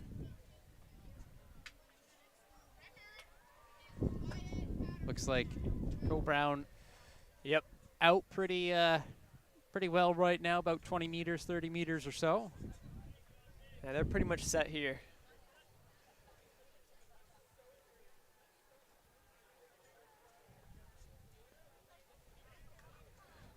I'm going to split Aiden on this.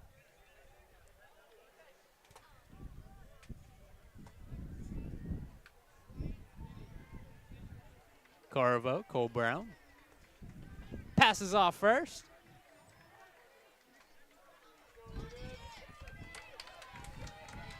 Exeter in second, Sanborn third, So would Aiden be Portsmouth considered a fourth. weak link on this relay? You know, you might have to consider him a weak link. He would be the weakest, I think. I don't think he's that weak. Yeah.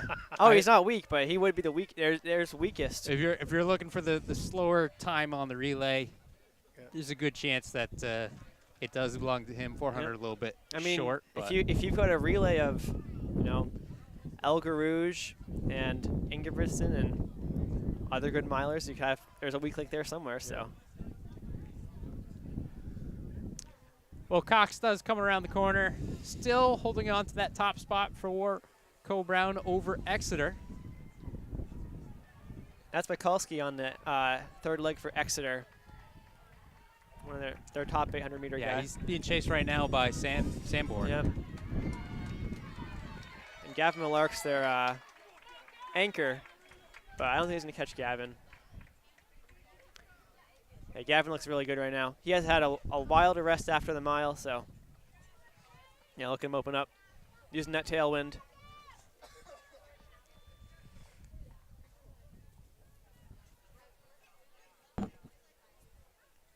Should be a good battle for second, though. Is that Sanborn in second?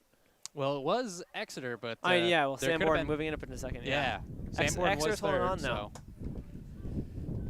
Did you see that pass? It is Sanborn out now. No, Yeah, it's Exeter so still. that would be Brady He held on. Ash. Held on. Yeah, I believe. Is that Ash? I don't know. I'm asking you. Cole Brown coming across. 3:32. Nice. 2 seconds shy of their season PR. Exeter will get second. And let that be a lesson. Drop of the baton. Drop the time. He's gonna have to get a little lesson on that. Chance that Cole Brown could get DQ'd here.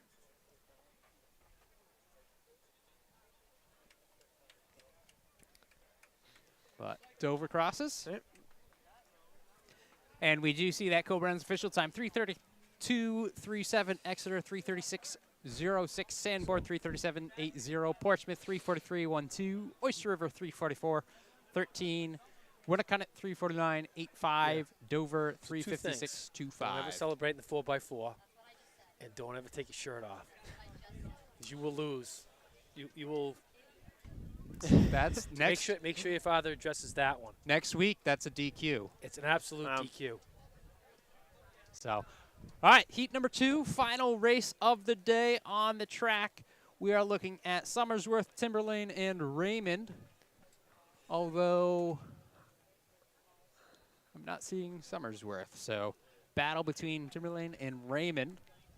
Do have good news. I see Tidora walking around right now. So, don't know how it's affecting his running, but he can walk, which is a good thing. Somersworth, Timberlane, Raymond. Just like I said, except Somersworth's not here, so we'll go Timberlane, Raymond. All right. Timberlane, Raymond. We should take bets in this. Not monetary bets, but. I'll go for Timberlane here. All right, I'll take Raymond.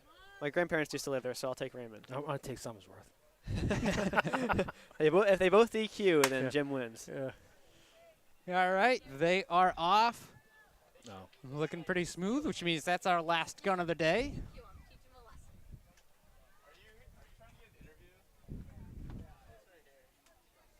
I think we're going to see a battle in this one. I think it's going to be back and forth. That's my guess. Timberlane got a good start, but you never know what the other legs have in store.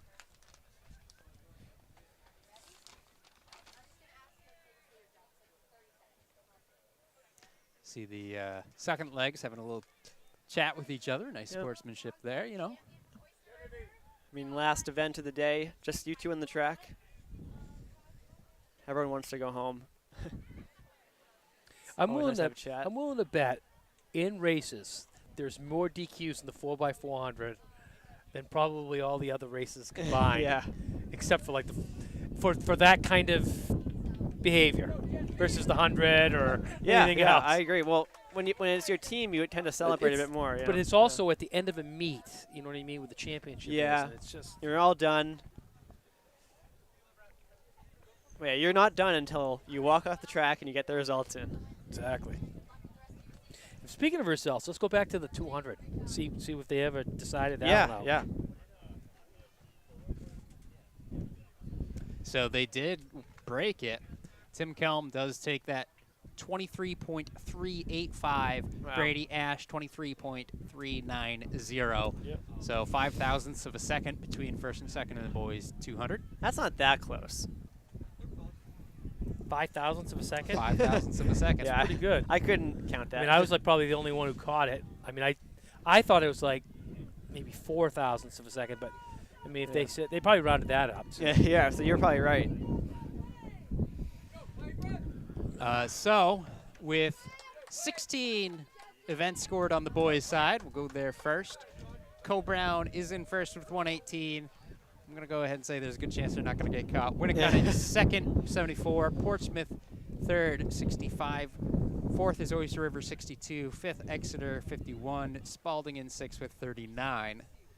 Now, of course, I think what happens is they're going to deduct 40 points from Co-Brown for Gavin. With taunting. again, this is 16 of 18. So there's another event outside of the 4x4 that hasn't hit the books yet. So what is the max of points they can score? So 18, 24, 28, 31 points.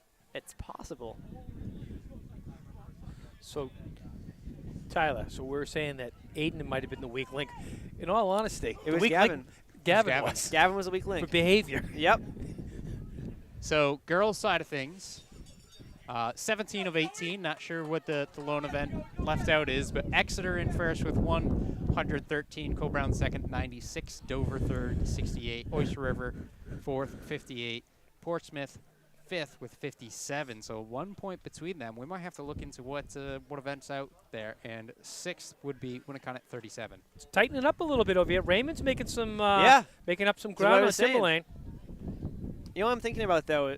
I have never seen Aiden Cox celebrate after he finishes a race. I'm going to tell you something. Have you ever seen Malcolm Brogdon smile? No. That would be something you want to put on Caesar's Palace or the betting thing. Says, will he smile? I have yet to see the guy smile yet. So girls' long jump yet to be scored. So All right, Timberlane's hold going to on. take that one. And what were the times compared to seeds? Looks like Raymond definitely beat their seed time. Raymond 3:51.97. Timberlane time. Timberlane beat them for sure. I think. Wait. Timberlane Oh, time yeah. not posted yet. see. Uh-oh. We just lost the team. To be determined. We'll hang out for a minute. Maybe even two. Maybe we could read off some of the results from the shot put. And Yeah. Here you go. Timberlane 350.17. Raymond 351.97. And that will conclude the boys' side of things on the track. Obviously, girls' side of things already done. Events left unscored. Girls' long jump, as we mentioned. We also see that boys' triple jump yet to be scored, in addition to that 4x4, although 4x4 scores probably will get factored in shortly. For the rest of the season, do you guys have any goals as a 4x4 squad? If we, we'll take a look at some of the field events. So, looks like high jump girls, Hannah Drew Spalding, meet record. Nice. That's I'll let you know right now, that's a tie for the meet record. I believe she's the 5th girl to get 5 no. feet 1 inch. So that's a nice club to be in. yeah. Yep, congratulations. Sia McKay Summersworth 4:11 for second. We move on to the boys high jump. We can see Daniel Doherty gets first with 6:1. Cameron of Oyster River 5:11. Girls pole vault. Winner would be Sophie Duran of Oyster River 8:1. Second place with 8:1 as well would be Grace of Dover. Boys pole vault. Wyatt Patterson, Winnicott, gets a meet record 13 feet 10 inches. So that's up there. Second place, Finn Hill of Co-Brown, 12:1. Boys long jump, Chris of Spalding, 19 feet 10.5 inches for the win. Oliver Duffy of Winnicott, 19 feet 5 3/4 of an inch for second. Girls long jump, Sophie Molloy takes that for Co-Brown, 33 feet 6 3/4 of an inch. Second place was Sia McKay of Summersworth. Said her name already for field events. She got 32 10 3/4. Girls discus now, Madeline Grenier of Co-Brown, 93 feet 5 inches and the win. Paige of Sanborn, 89 feet 3 inches, good for second place. Boys side of things in discus, Zach Bistany of Co-Brown takes it 147 and 9 inches. Liam Wheeler, also of Co-Brown, takes second, 115.11. Co-Brown actually gets top 3 in that event. Girls javelin, Rachel Poulin of Exeter, 115 feet even. Carly of Exeter, 103 feet, good for second in the jav. Boys javelin, Jason Eaton of Portsmouth, 164.11. And second place, Evan Venn, Portsmouth, 143, 3 inches. Girls shot put now. We can see that Runa Kirsten Guler of Exeter wins it with 29 feet 9 inches. Madeline Grenier, second time saying her name, Co-Brown, gets second place with 29 feet 1 inch. And finally in the boys shot put, Ethan Sawyer takes it for Spalding, 45 feet 6.5 inches. Zach Bistany of Co-Brown, 43 feet 11 inches. And that kind of rounds out our top couple of people in all the field events that have been scored. Again, what I say, girls, long jump, boys, triple jump, still underway. Finals underway right now, but we're going to go ahead and close things out right there. So once again, this is NewHampshireTrackandField.com, powered by Runners Alley. Our meet today brought to you by a ton of awesome businesses in the area. Huge shout out to them, and huge shout out, of course, to the Exeter Booster Club for putting all that together for us. That's great for them, great for us, and great for the state. Great meet. Yeah, it was a good day. Well organized. Went really quick today. Yeah, It was good. yeah, it did. We'll be back tomorrow, maybe live at Wilderness. We'll see, and then we will have a little bit of coverage coming from Londonderry as well. So stay tuned for more on that. Thank you again for tuning in. This has been your 2023 Seacoast Championship.